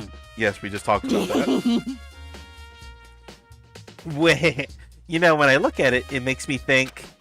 They said he killed his wife, he learned how to get by on the inside, but he never stopped dreaming. Get busy... What the f... Get busy living, or get busy dying, he said. So him and Rita, they found themselves a way out. Whatever, please just hurry up. Thank you, Makoto. Okie dokie, leave it to me. Ifumi pulled a key out of his pocket and used it to flip the switch next to the gate. And then... Mr. Naegi! However, Mr. Naegi... Without a doubt! Surely you aren't planning to use the trash room to destroy evidence, are you? You fiend, you planned this all along! No! I just wanted to see if the actual killer had tried to destroy any evidence or not. But the actual killer is you, isn't it? You want to see if you left anything behind. Wait, maybe a parallel world? You said something smart and now you're gonna follow up with this shit. Sure, what? Danganronpa. Whatever, let's just hurry and keep looking. Okay, what do we got? Are you gonna say anything actually conducive to us figuring this out? Hey, Mr. Naegi, you seem a little down. Huh? Really? If you need help lifting your spirits, call on me anytime. Come on, I've got all kinds of stuff that might help cheer you up. And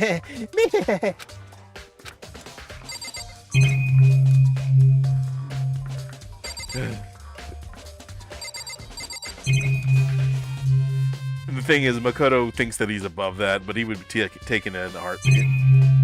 So let's see.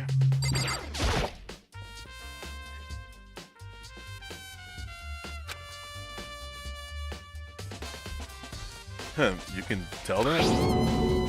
And it's on right now. Okay. You see the green and yellow buttons next to the mouth of the incinerator? Yes, indeed. It's a pretty simple setup. You press the green button to get it going, and the yellow button to turn it off. Sooner or later, you'll be on cleaning duty, so make sure you learn this before you leave, okay? Yeah, I got it. Huh? Someone turned the incinerator on! Very strange. I'm quite certain it was off the last time I was down here. Was it a fairy? Fun fact about me. I'm somebody who does not like small talk. And I do not like the idea of talking just to fill a silence. So you can probably figure out how I feel about this particular line right here. Ifumi, do you realize what you just said? Huh? The fairy... Shut the... God, no! You said that last time you were here, the incinerator was off. Yes, about that, there can be no mistake. If I've got one thing going for me, it's my memory. I feel as if... Yesterday, as soon as I was appointed, I came down to check the place out. It definitely wasn't on then. I haven't been back to the trash room since then.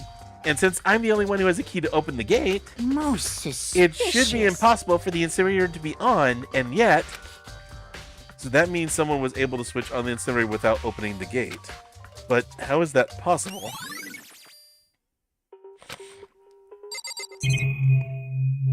This is just gonna go over the buttons.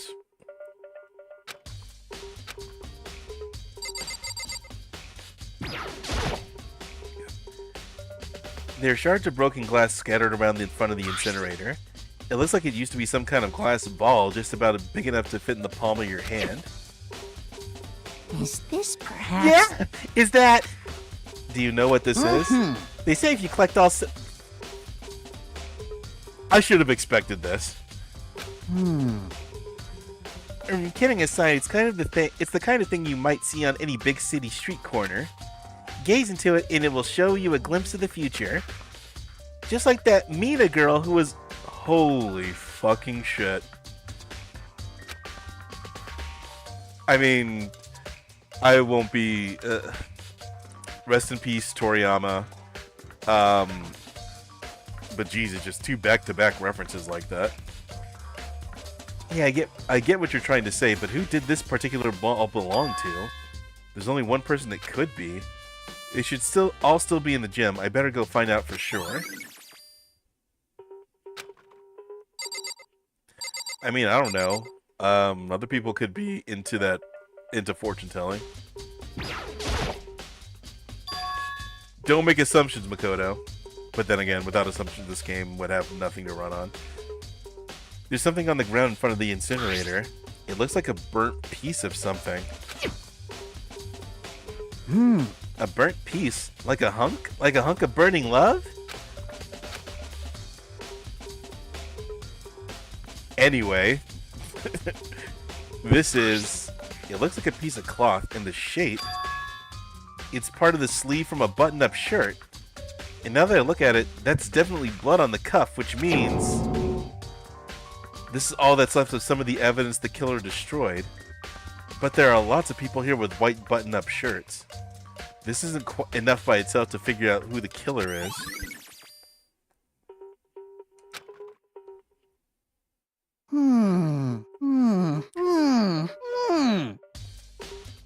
Yeah, that sound does match that line. When I was here last, the incinerator was off, and those glass shards and burnt clothes weren't. Completely unforgivable! What does it all mean, Mr. Naegi? Will you be confessing soon? Why... That's it! I'm sure of it! This is another one of those things where it's extremely obvious that Makoto didn't do it, especially if you just look at what's here. Like, what's here right now should absolve him, or at least cast doubt on the certainty of that accusation. But they can't put two and two together just yet because the plot will not let them do that. It sounds like he's living out one of his comic book fantasies.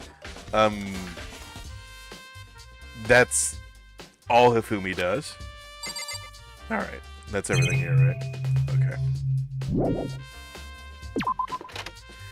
So, back to the gym.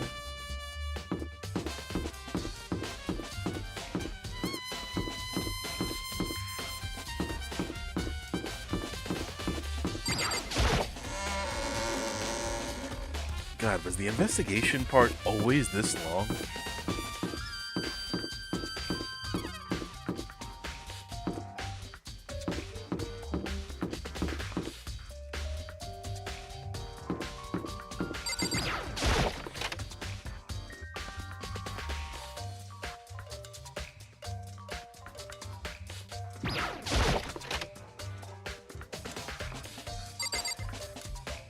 Alright, bruh. What's the deal with you and your crystal ball? Hey, Hiro, can I ask you something?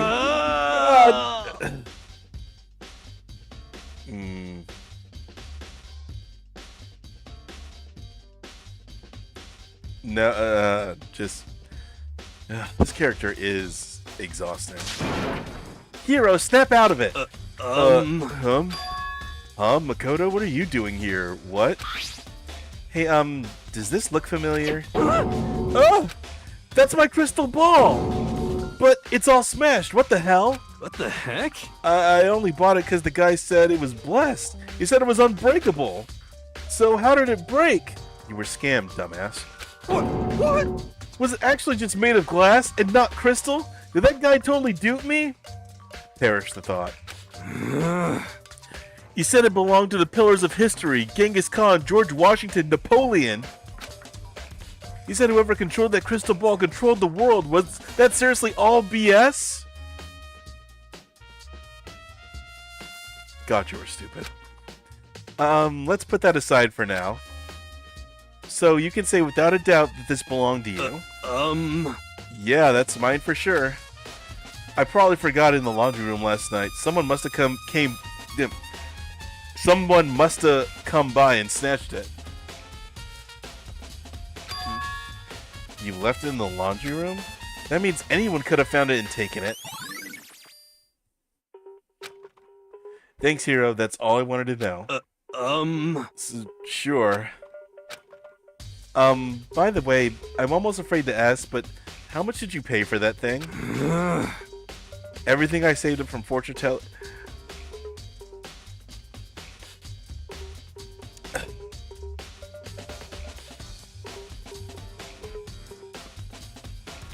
Not my least favorite character, but probably bottom 2 or 3. Came out to be like $1 million. $1 million? That's pretty cheap, actually. I mean, considering it gives you the power to control the world. Okay. Thank you, Makoto. I have some issues with you, but just, I am so happy we're on the same page when it comes to Hero. Thank you. Yep, here we go.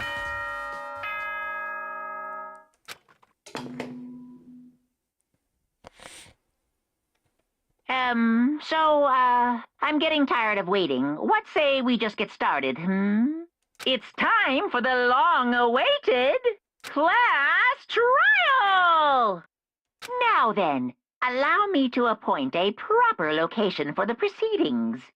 Please go through the red door on the first floor of the school.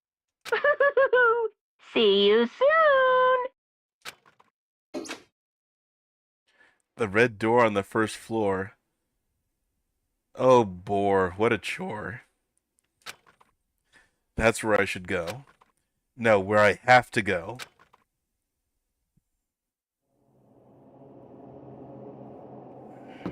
Alright. So, it is finally time. But we will go ahead and get to this next week. Jeez, what the hell was I thinking? Getting through all of Chapter 1. It's Danganronpa. It does everything in its power to be as long as possible.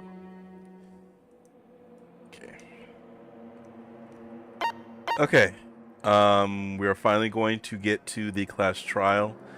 Depending on how long that goes, it might be a little bit of a shorter stream. Especially next week is definitely going to be busy. I think next week I will probably be streaming on if not Sunday, which works best for me, then it may be Saturday a little bit earlier than usual, just because like next week is going to be super busy. Hopefully the class trial we can get through it pretty quickly, or quicker than everything else. Because yeah, we're finally getting to the meat of the game, and I think that's where most of the interesting stuff tends to happen. So we'll finally be able to talk about the actual gameplay a little bit more. But anyway, I appreciate everybody who came out. We will go ahead and conclude. We will definitely conclude the chapter next week. Like, no way in hell chapter 1 will go any longer than this. I'm very confident in that. But again, thank you for turning out. I'm sorry if I rambled. I'm sorry for the mouth noises and whatnot, the coughing, everything. Hopefully, I'll get better soon. Cause yeah, throat's been having some issues for a while. But yes, we will continue this next time. Take care, everybody, and I'll see you later. Good night.